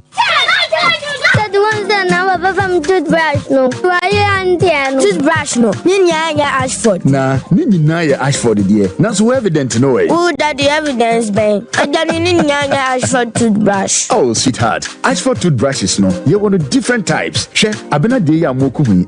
Ashford Princess. And now bra could you so Ashford Galaxy. What dear na ira no so Ashford Evident. Media so Ashford Executive. And now my media no so Ashford Friendly. Without Ashford toothbrush. My dear, Ashford toothbrushes are who do dear. Papa, moto. Ne to me bra dodomi ye dani bia akwashisha ho. Ashford Prince, Ashford Princess, Ashford Friendly, Ashford Evident, Ashford Executive, ne Ashford Galaxy toothbrushes. Fibo Ventures na kofabe daso. To phone friend 0241 545 646 and 0200 600 934. Ashford toothbrushes. They were so winning. If I shall plan, I'm sure you'll bag. Brad, and not so good. What time about Michelle see about Queen Wayne say? Brad, said your time about Mister. It's your Jimmy me fear for any idea about ever so. Really, do this offending now. Brad, so make us a me the time about Mister One dance ya. We are singing now about Temenka. It is some malaria. Where do any time about Mister? I never go, dear, no matter what to me any deal. What do any time about Mister? A drink and your ma or bar waffle through. Dear one mark for down for any aquada when you fear do you and son of the time about Mr. Draven. Shasawako Hospital and Nasa Lab. I'm one who said, oh, a 3D malaria be answer. I also time me a TIME. Time about Misha. Afi malaria fever bi adani ziba ewo mu no. Ebetua. Ubenya bi ato ewo over the counter medicine sellers. Any herbal shop to do na mu. FDA agi edwadue nkratoi atom. Brakasa ye duabon waso a ne dwumedi wo nipadua biara pom den ene na brabo mu ne hiye pa enye brakasa nko nuaban ne haban bi te se ko nsusu a abonwono ne dia akeka ho no kura enwanunu ahodo a ekọ animu yi ankasa brakasa ne sa nuaban bi nom ne akeka bobudi afa abefo kwan so a ye de aye brakasa powder siesi nipadua na abakwa ahodo no ho ban afri mpani yade ne yade ahodo pi ho fa enkodate de ma baako freduane anopa ne anwumre anafa enkodate de ma baako woni nsuhie yeti anopa ne anwumre wobra wodidi awie ubenya precare powder to Kingswalk Herbal ne Heroes Herbal Accra Okesi Drug Lane Dani Herbal Umase Mensa Takrade Mose Pharmacy ne Greenlight Pharmacy Sunwane Cash and Carry Supermarket Asantoa Herbal ne Bibidro Depot Techiman Sewa Herbal Mampong etufo mfre 0550 19 15-14 Precare powder aduane san yedro FD ahwehwe sankratu mu agi atum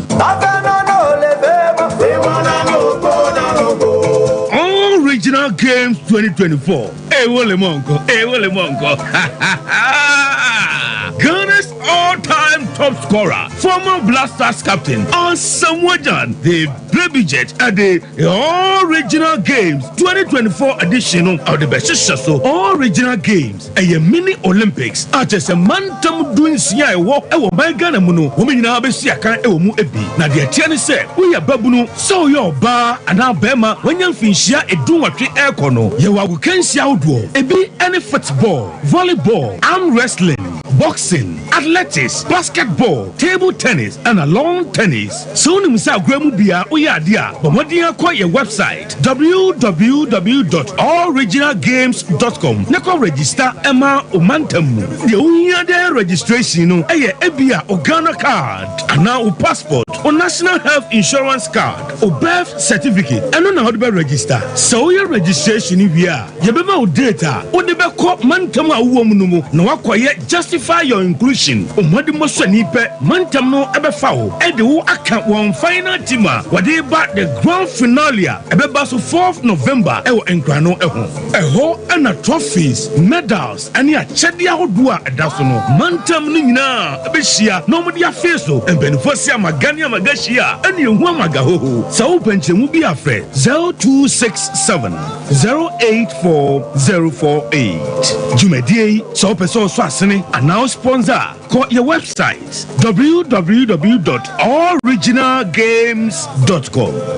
Original Games 2024. Wole Monko.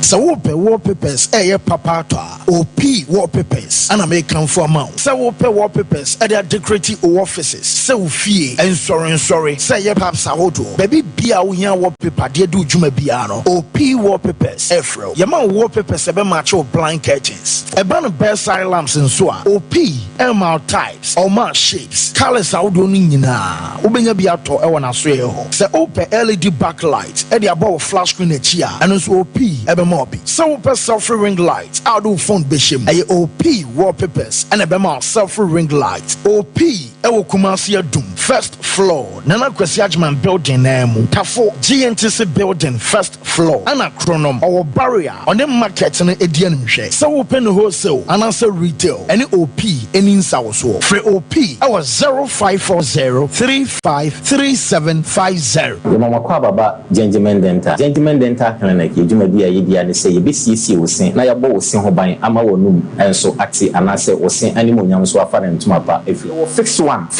no, and I said, you type for the permanent one, no, and also you see a ultimate aim to give, and no, and if you're PFM bridge, and I say PFM crowd, I feel you sign a cleaning services about your profession, no more, your friend is killing and polishing. Say, Ibia, and never be as she a cinema, said you, Okasa, it's me, my pampa, and I the Ebo, now, Oba Gentleman Dental, you yet need to be a Gentleman Dental Clinic, you Oforidua Central Police Station and Chenwa, and I would do Enkran Swaya Wonungwa, and Atomic Down, Domekwa being a runabout on so, and I would do Takwa the pipe one, traffic light and a pipe one, Yene OGN Bank and with the same premises, and a Kachiman so your magazine market acquire Suwa, and I say opposite AY Ahmed, and I would do Kumasi Abrepo Junction, Total Filling Station, traffic lights now, and if G runabout on, free Total Filling Station, I have run sign on a video, the year free Eda Joda Popem Eda Memeda. With me, Afreya Homano, it was 055 913 9582.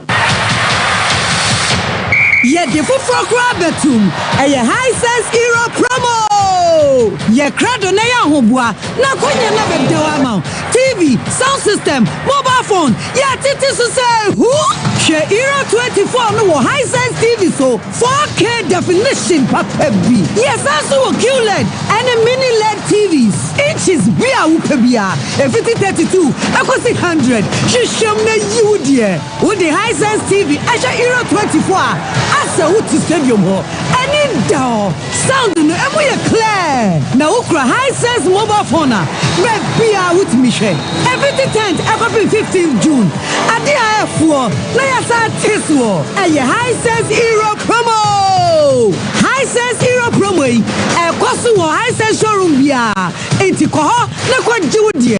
High sense everyday prices for everyday people. Yeah, Kojinsa Nujumatia was Skill Point Training Institute. Skill Point Training Institute trusted the city heavy duty machines, surface, knee underground mining.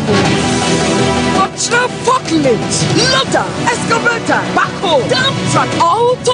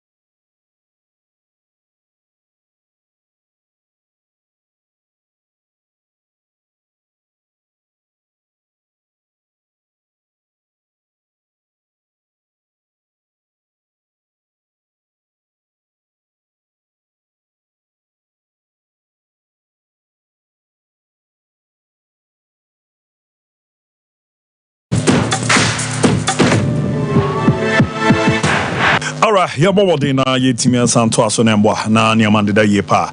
Fama enche Ricardo Rasa transfer obomo de no de afise mraba aba be rametimi e dia mana mom no ye ken dia chose Ghana group si enka emfa enche mabunuzi ni wa wonye mfie no edunum de kokoro mediasa num no na ese 15 to 35 years na kunya na ba so obomo de na odon ho aba be shim ni aboa na odaye so no abamu kama peda man ko mobize ya media ye baby girls no na ya me kan wa senche zanze boys no and obenyo mu 50 Ghana credit na ejuma mo de wa ye no ya na ano edin ye papa tini Ghana group for na abomode ani omone Mastercard Foundation o mabomode and Springboard Road Show Foundation na fi Limehouse and aka bomode ejuma din aba yes ni obomode roma ya boy timi am opportunities out on urban agriculture agribusiness technical and vocational skills no ye de wa from na nema da de amount no wo obi a onso no person nya sa nim de ni bi na nya sa tete ni bi afaramba yi komo bi ani omundi ni encho hye 0308 255 775 0308 255 775 niamwa na nema de di pa etimi afama de ba ko ehia wa asasi so pa no so obere na nema bi ekọ yam no eho ate a era uyam no nko ano ekọ na akwa bo ho ban na abo ama wonya nkwa tenten zanzo wo nkwa o ade nyina nti na onum nso na nkonko no de ebefo wadwemu ewie echi no na okasa kasa nti na mekan for Kangen alkaline drinking water de amase no na abedwama so ankofo age etimiera tumi no asa wodo na wo ma rich ye papa ni na nze ni bi se calcium magnesium potassium ene iron eno no boa e ma honam no etimi siesie ne kama na afo yam ne ma no etimi ma no ye ejuma kama pa nze enkane na no num so basabasa no bonso wakoma no e bon 10 times abari no do won so a oje Kangen alkaline drinking water ni bia oboboy na boa ama wankasa na wuse niam deda ye kama pa etimi edi e ma esamboa e ma moja no so di efusane zanza akoma no ye ejuma ye no ya na ntini mu bia bibia akọ kama pa ntime pacho eno kodwama so na pensu enu bi na oso okọ etimi akọkọjo wa chichi a me de number etudwafa na ne mpemfo di nkomo Ghana bibia ye betimi aboa na nsukroje no on set etimi akab 0241 44919 0241 449191 0241 449191 and 0507 379474 0507 379474 mo patamu ano oro ani chemo bema UGC anata fu new road na about road junction onko ye bebo na Kangen alkaline drinking water no on set mi atoso na nema akoye pretimi edi ama de ba ko amani pani mu nyampa ayo se ahofeni nyina echi no hwendi usini huni how kakra wo ho a ya na ha drink kakra Janjime Dental Clinic semenka emfanto zebra na ye bebo ama nema de din pretimi edi ama ze ne oseno na a change color kakra oseno hia na hi kaka ama ni umfono de aye no ama oseno kra na ya na edu bebi edin so betimi abomode etimi ede awe ade yezi no romo masho abomode na examination akoso consultation services no koso a ye oba community bi a ye betimi a chewe beboa na nhehye no adeda ye kama so no etimi edi ama na totoye no so no etimi akoyere ama se ne eba ne ti se oseno bebi na etu na apese ye bomode esi ede ma o ena azo be so hwe na ye ntotoye ni na ese na mafodie bi a ye di go ne server ne de kaka wona hye so etimi ede ama oyo bi a emzo twimu kakra sanom kakra nti ama oseno echange color ni na odo wani chemo Janjime do masho mbe na ya bomode teeth whitening no etimi ede ama Kumasi Abepo Junction omoben total filling station Techiman magazine odo wani achemo Techiman market road no obenya omo akra nungwa ene atomic down omo bu edwuma call for idia omoben central police station no ewo edwamo pe na fi takra de pipe no traffic no odo wani achemo Tadisco Junction no GN Bank omo bu edwuma fanamba yi komo bi ani omo ndini amwa na so ha no eto entimi entwa na ne mandeda ye pa enfama 0598 405674 0598 405674 na ne mandeda din so no entimi enfama kama pa jo madaroma ma Ricardo family rafie kakra na eni nkomo ofie na ye hwese de ne mezi agwa wuze fie boko de o nyame adom bibia ye fine na yankovu omo koda ben se omo kwenne okay. Okay. But all nimze be share mali for there. Vem wo ho.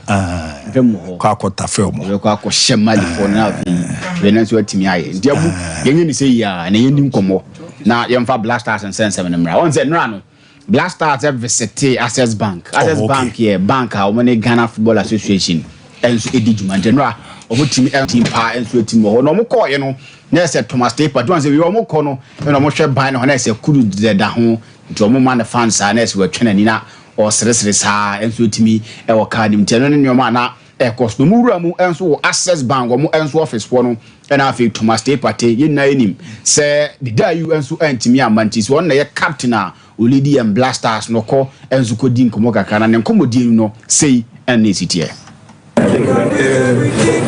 Manager, thank you for inviting us, and I think we are very happy to be here. We know how important these games are for the national team and for all the people of Ghana, so we are going to give our best, and for your support, we are going to do much better. Thank you. I know. Thomas Day Party currently one of your captain Olidium Blasters no Muramo Access Bank as so in na Odi Komo Enso Etimo Honora your friend Olumide Olantunji Enso ye MD Edema Access Bank Omoko no ono so di gwan na otu for say o tesa Blasters or town no de no ye bia wajai e ba bi shom nemu players no wa ho de omusi akan no omunyesika omunsie bi. For associated with Access Bank, I think the partnership with JFK is something that will really onto our hearts. And anything that will support youth development in Ghana, rest assured, our support is 100%. So we wish you well, your active playing career. Whilst you are making money in that process, please remember to save for the future. And that's why you have a bank like Access Bank to guide you through that process, how you use your wealth.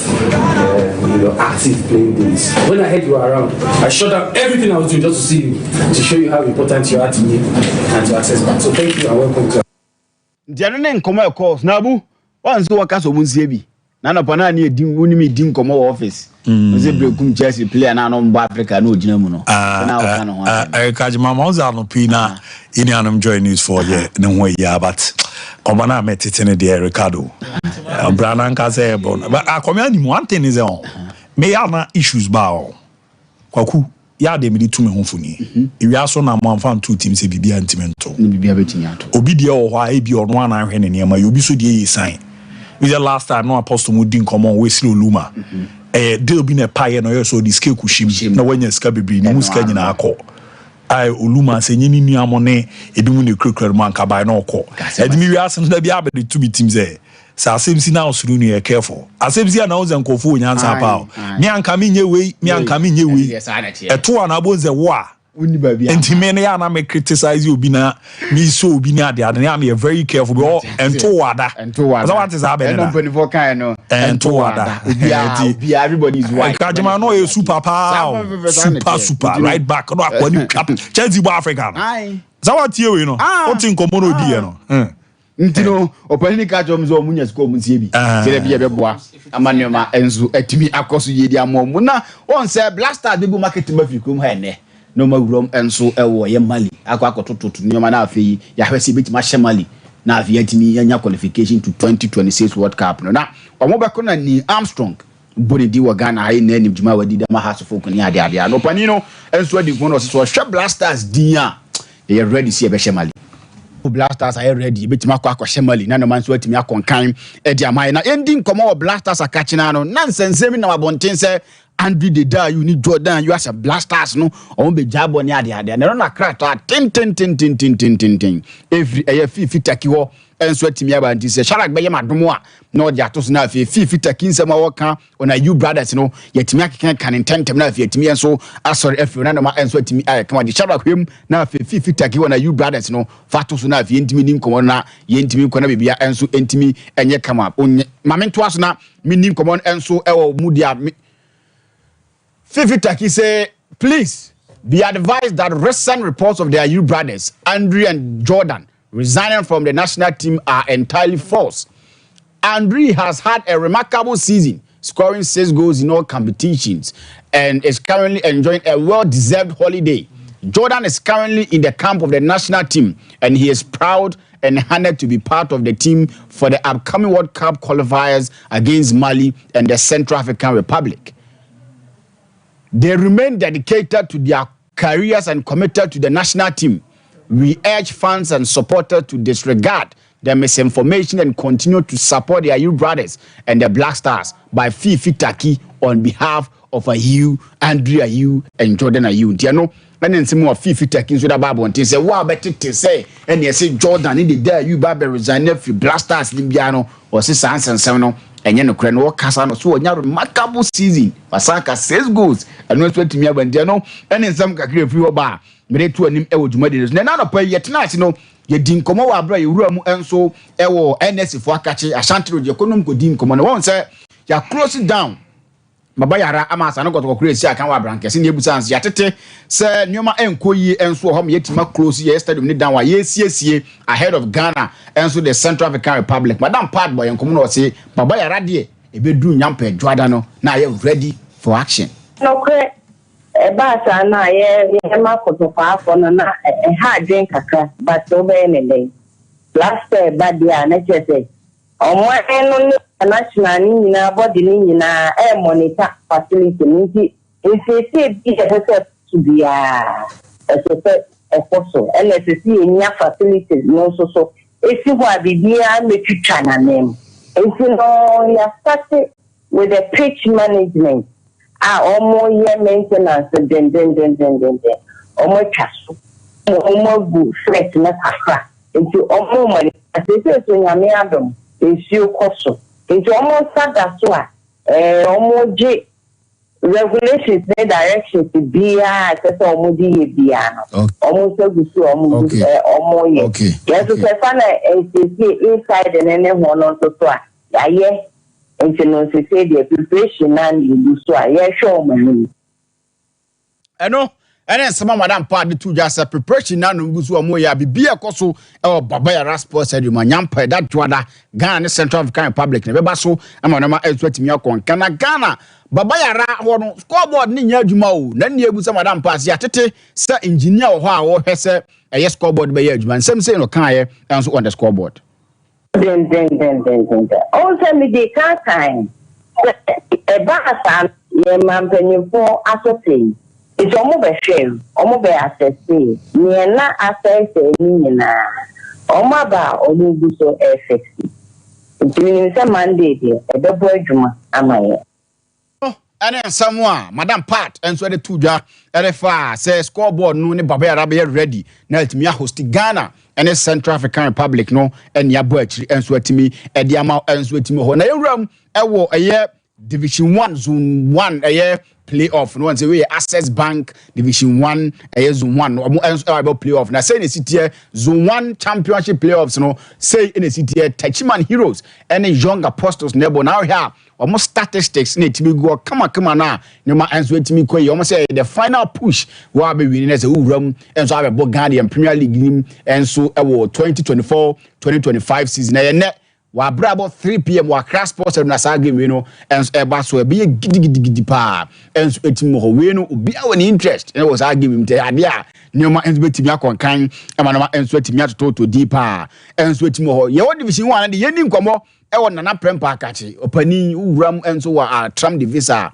wo ye panim pa ho a eba protocol ho sense opani di mu akene ye pa no run edi ko na o kire nse na no da pa de omkobo match bi na match omkobo e no de see no wo de yinti nsemo na prempe e kan e kire de di kan kra no game no kra na nsese nke bas ebi de I think that stadium na nkata no na park na fayi amuso shoot to me ndani ko zera no pano zo ne nam kwa so kokwa shoot on yes sir Omurema agokensi no kus. The matter before the game intimidation a course of Ukrafo Grania 5 years.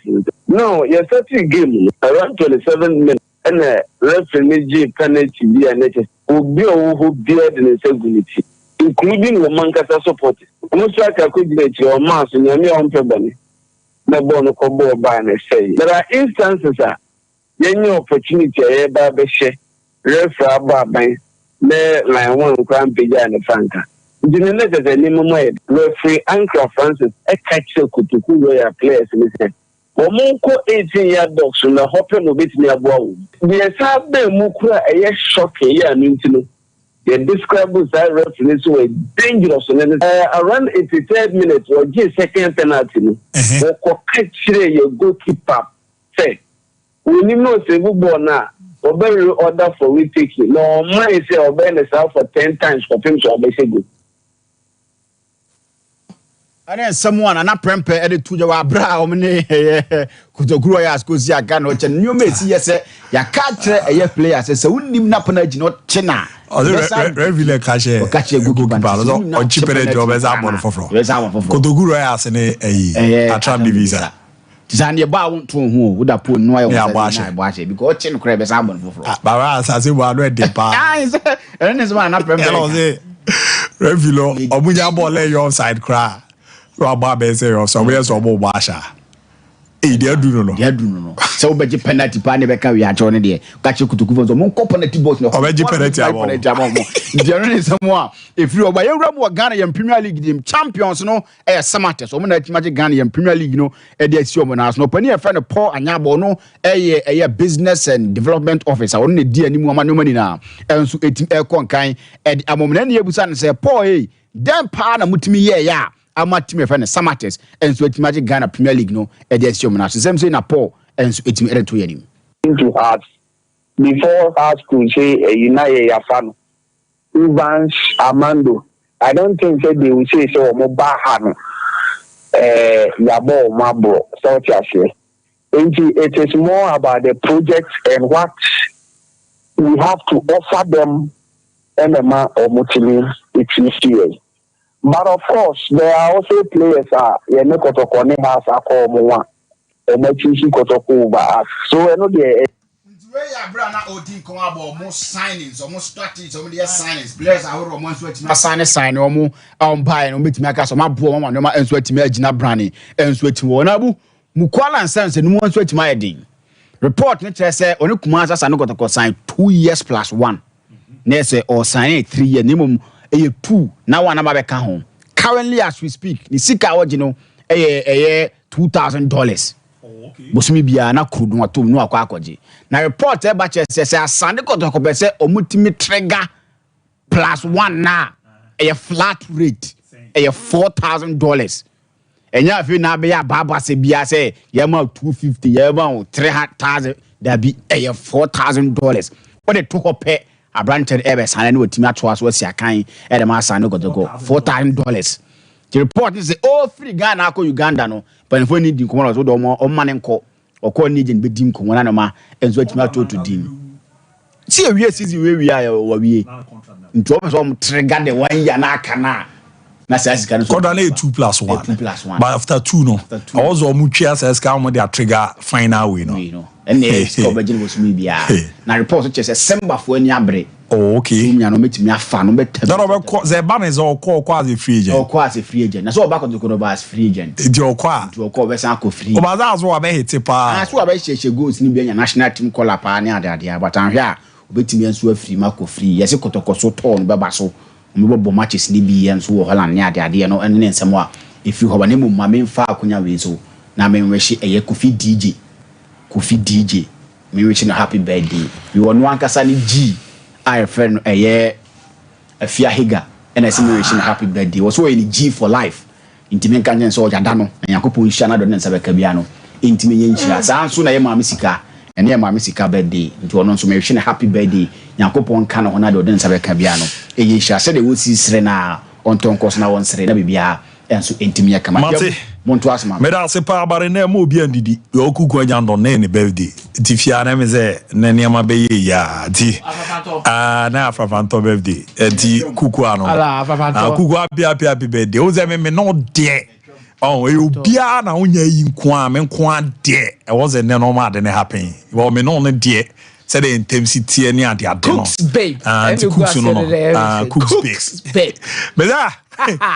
Over na yahwe very good atwe ne miama dadie bi di nkomo bi na mo pi wallpaper semen controls in Ibra na ye mo na so sanka wallpapers no quality one no pa na maka ze wallpapers you bi mu aya na ye ze ya shine kakra na op quality one e pi ene be boa ma ne ma dadie da ma 3D wallpapers no ni nyina no so pe so tu kokoton ba ko na pe etimiri sisi o dem an sabe ke bedside lamps no maka se ya de a efe pa ene emfa baby girl no konkura dem na wakwa akoso kania na aize ba ko na edibo aja na bia so ne sand danani oba o man kapre o zan bi friend ani di ana waji we ni bi ni si nchen mo ba be da preso obonze na to bi bia aize romantic kakra na vi masha se na mudijuma na TV backlight no air for year papa ze no do flat screen abo no obonze achi no the decorations bi udum light na obonze na so no sa no nya ne Champions League final na de ha air for pa na ring light no baby girls na ya mobile Facebook live no pe ring light no pa ba ne bo no form abi yusu ache OP wallpapers na also call etimi ekokoji blind curtains out on a eba ne plastic wardrobes and afi center carpet no e no nanche no diffusers out on na afi so no flowers out on na wall clock and afi de edisiesi dem mu bi efedia ni OP abomode de sa ne ma ni bi aba Madum PZ or one achimu na kwisi ajemana ban so first floor na je so mo ben hello FM aban so no chronom bar your chronom market also first floor so no bomode na wetimi enya no fa ne na mana to nkra ezanse dodo na ne bomode kra opi bua e ma ne kokokudu o maso asundwe mu 0540 353-750 0540 353-750 na 0540 353-750 0540 353-750 na nema ende da ye print me emfa ema meda ye rom kagram that Ricardo den koma odo na itimi aba what tititi bia ne ade ade the division 1 de agro bi ne yedi o sometimes it's if you listen them how our qualification city fasoba in our various Division 1 leagues. And my reading through Basake Holy Stars ruling the crown by no. Now I'm a sre. I don't know, sir. I'm a sre, sir. I don't know, sir. They met me, I can't say, I could such a croma and Yenefe. Mentias, say. Oh, no matter what you do, you cannot impress somebody and others will be Casadia and Pewasam and Pewasam. That is all. Like how? That was a man can achieve. So because on Pewasam and on Pewasam, that is all. Same Mentias, and only be Tumzay. And only be Tum the Intia knew the BSC unqualified. Sessay. We've seen your one other. No. How did we as your boy call away crochet now whom now I share, dame you? Also, boy, or quite we know a crochet, or whom no I share. We've countless times now, what's not be our attending any Sabuto Akasa most of the time. Yeah. And I'm a boy. Yes. On various things that the BSC wants to even do to come into the league. Wow, Nipa Crow, yeah. Your father said, Stargo. Wow, it is. Me no. Time about Basake Holy Stars. Me I'm betting I beka Basake Holy Stars issue no. And I'm a wa. Yeah. Unqualified player. And I'm the document ni na ba bonte. Emma okra ka che me say. I don't know who any din no player na nkasa no kra no day ni month na ye day. Pe. Na ye ne pe na ye. E dane. E dane. E na ni din no so no. Ni din no so no. Ba ko no so ne ha na e dane. E ne ha no. E dane. Ni ye di ni twam ko e. Me, I'm not surprised that Basake Holy Stars is coming into the Ghana Premier League. I'm not surprised. But Basake Holy Stars, you're one Simon Ahoma, Western Regional Football Association. Boss, the reason why the reason why I am not surprised. Last year, the same case arising between Sky and Nations FC. Per player registration, FIFA Connect, a DA the register and your money proofs. And now this season, and on Nations and Sky crowd, na Sky ne kutium, na Sky na that top meboa. A Korea no Nations have to qualify based on the ruling and the information the Pierre Bontini those things are on the class evidence. And Sky ain't me qualify, and Nations quite head day, qualify. Me mommy trimun kasem. But the evidence we had between Sky and the Nations, and the kind of way now, Basake Holy Stars and Afaso Abano, there is no difference. Yes. But I deduction be all. I deduction be all now. One thing I will can't say, I say your stars points your magic. Meza, mena mi bohu. Refi mabama. Oh, my deduction be. Oh, Munye did about you. 4 points no money. But the issue is, so your stars points. So your stars in a boom. And I'm a supporters chase. Omuni says Simon Ahoma. And you place in Ibia Casa. Or pese refi babe ye in a place in a boa no 3 points. Your Montiase. And a friend a allegation keke. Allegation keke. I know you fan coco them. That's the point. And I supposed to support us. Abe adibia enye. So I'm to two sober parks on the other. First, I have no more lead one. Second, reference on my metro. You lose the game with 3 points, 3 goals. That's also Mimi sees what dear man who one Western region in days. I'm age more takrade. Could you anchor team no Westlandis? I'm on quite 80 back. I wouldn't team me home. You realize what I waiting the points. And they are. Our supporters are people supporters. Easy. About that possible. No, it doesn't make Kwa yaka we elo kwale ade abu the rest akobia me hu bi da se wo bo homo me ma ba we na me supporters ababa be ya ma ref akobia za lo continue abu iti eno ne de qualification number ama mo congratulations to Baseke. He's RFA chairman. Yeah. What's the RFA but you sometimes you see you must try as much as possible to be fair, because you see Uda Division 2, Division 3 course, so we are near and then we near such as a born Nankasa Punto na ope and ye be near Beb Kwama and Beb Bouting, because you see yes I know Nkrofobe studies lose trust in the system. So management daho football there sebi machines didn't something I understand here, but we are fadwin to na no such a way a moon daho bebre na a man crofokra gd ebefree. Look, a lot of people are investing in football, they are losing money. A big Tom Munema Japade the Division 2, you have no idea. So yes, people say after all say idea na be crano e kwan be fast kwanya provincial called Division 1 crano na premier kwa say be kwan no nye kwan ho da ho no credit ni wa. What we are going to see that Nkofobes Jai said born cry for so ni se bi bisika shame. Yeah. But you see enyo na asem no, those young players are say be omo kakra and then those boys becoming future stars through those opportunities and a year losing in the long run. So yeah, penny, I think the decisions are don't be selfish about what you will get, but they be not doing the bigger goods home. That's where nowadays at the Division 2 level you are not seeing much investment. Anybody Division 2 Ashanti region, you have latest form. Yeah. Then you have Unibank, the club I was CEO for. Okay, that can you imagine what that means? And it was competitive. In fact, team I want to mention here, it is over. Oh, okay. The current vice president RFA, no, them. And then there's this team, a doctor no team no. I'll forget. There's a top medical doctor. Team no. Mekai. Look. So he financed his team very well. We financed it so much. They also so any timer, it was serious. But now those investments have gone. And I'm saying that see na no credible born they will develop into a book of countries can be born I mean the black communities young boys or community. I do about me about young boys football to the power of football. And he is ready to invest. But then the way I hear born only I said no credit or firm or that level Abu I'll show you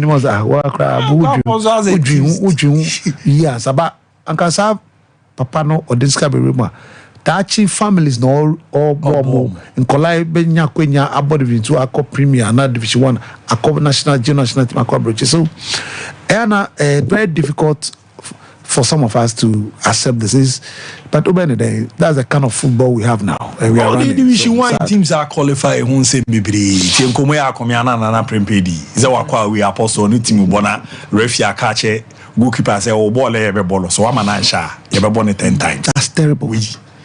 So but we no o charge at the visa o charge na prempedi no them nene kaso ana mezi na na onsemi a wo kan ni nsemi aka fa rev enwuma mu fi ana frame so ma charge no sensem no ba be kan egu football no fi emwa but near mo ma fam no ne de omo kan omo players de no omo kan no last me can say be mesa kan ne there's a big difference between knowledge and wisdom. Sabio enye say yeti asem na yetum dika gri se bema wanya obana onya yiniwe kura ni trouser kwa no ba Sabio atram and the team no atram nyakola yes na prempe na kanya atram there but I expect say so pese utu ade na se onokre kwan so a men prepare who ko charge obi try to find out say Sabio asem na oka no nokre be ne enti ubeti asem na moa ma wia mo aye mu hwehwemu answer. Oh yeah, mushusho na no kana fi the code no say two kra no the four bono. That is more commonsensical. As all that is No. Now all kind no cray punishment no there man will you reverse it on what grounds? Mintiase. I said this issue about Kotoko support the Chumunika. I don't get the wisdom out of it. Me see, police for almost said there was stadium, some ball ubia, especially our inner perimeter, mobile players, technical team, and the match officials, and any other maybe a cameraman or mobile from various media houses. And a friend say maybe a big crowd free outside a camera Brunei episode the media house on your accreditation. Then they are in the stadium, inner perimeter. Now supporter Etimia Bridge or fire in the Royal Stadium. No. Then you are not punishing the police personnel who were negligent that day in allowing the supporter to come and have access to the inner perimeter. Now also charge you. Now charge you is true. You charge them because they're not supposed to be there. Yeah. But charge you. Say be me more bribe. Mano see me, me my bribe no I would genuinely. So why is it that I see and police personnel have detail for that particular activity? How do you make sense out of this? Abia, when I post a quick one, now me me birthday now I'm quality quite strange with the kind of things APP around Mukwala's contract. And Simba says some APP banner. One Mukwala is the top scorer for Kumasi Sante Koroko. Yeah. On their most important player this season. But Simba call on start. But you see, there are various deals too that are also surrounding him. I was on start also. No, you don't start. A top player. He will not start. Okay, I said prepare. If you forgot, I've told you where people was living. I said he will not start. And I said you know how he's going to start. About the quality no was true. Me say he will not start. Side in Timazonki's and Genotus. Me say he will not start. He can start from the bench like Klato Shamamo. He will not start. There's a question I'm asking myself, Apostle. If Koroko should trigger Vara story, okay, so almost trigger 1 year option now. They are supposed to pay him $4,000 a month.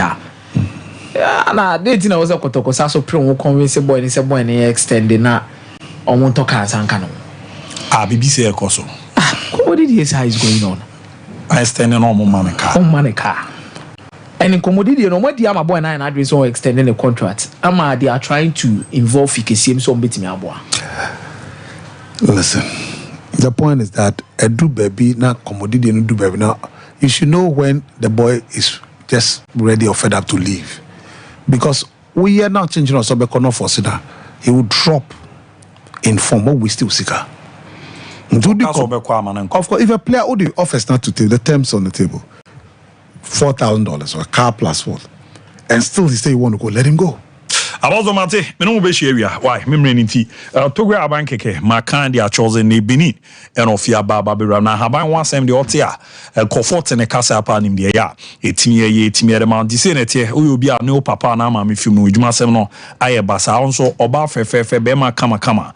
Wa peye apikuna emfa ma no se sere ne me si kono. Wan tu anamo na atefa ko atwade because wi ase no ne ma wo ho pa o. Bibi wo ho.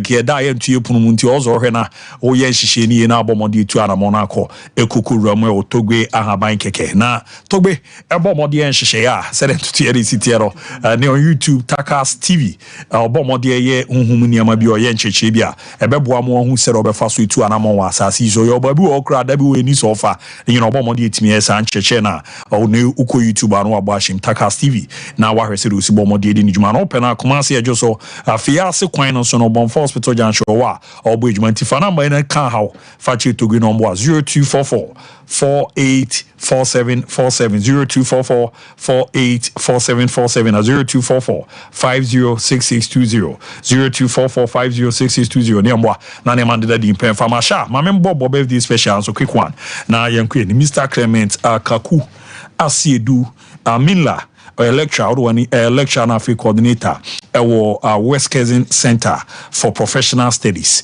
in happy birthday in Kwemfama open case from Apostle or see Romu Famana Yamisha Papa na ne ayo down the opibia and Romu Famana Fino Rotimati 1 na rutimati emeze miami chairman no wura musunya eni R&M consult ono na CEO ti oban gaze nyame hia papa na menko ampo no bra wa breme hono enya de keto akra ena nana echa asamwa kunedu eni wankasa ama me sabina si enko enfama na nyame hia na ne mande da ye penfama na yo da bibia ande da infama adepa stronger adepa ANS oru ani chimo Sompa government hospital no na adepa emze we no wa chocho mocho oni fie baba be wura mo si odo pa na nyame hia ene so ayo da no de opi bia mra mu emfa emma na fi so no Mrs. Asiedu Esther eni so no wa ukunu Prince Asiedu si enko enfama so Mrs. happy birthday ewramu enfama na special one ko enfama Cindy Osei Bonsu ne so nhyae so Moro Market hona wo na wa ma me efeni Deborah si enko enfama Cindy na yo da niam enko yi pemfa enze kuku de ai kuku ade ende madika abobobo so ne ade adika mu nema mu ndidi kuku anja no ne birthday ti oberhe na wa hwemo na niam ade dadi ntino kukus so dem me no de ohun line no ebetimi atwi omo maka no kura atwa omo agya na yati echi na ayi ya amfa sima na nemfa afefo no kakra na mpg mu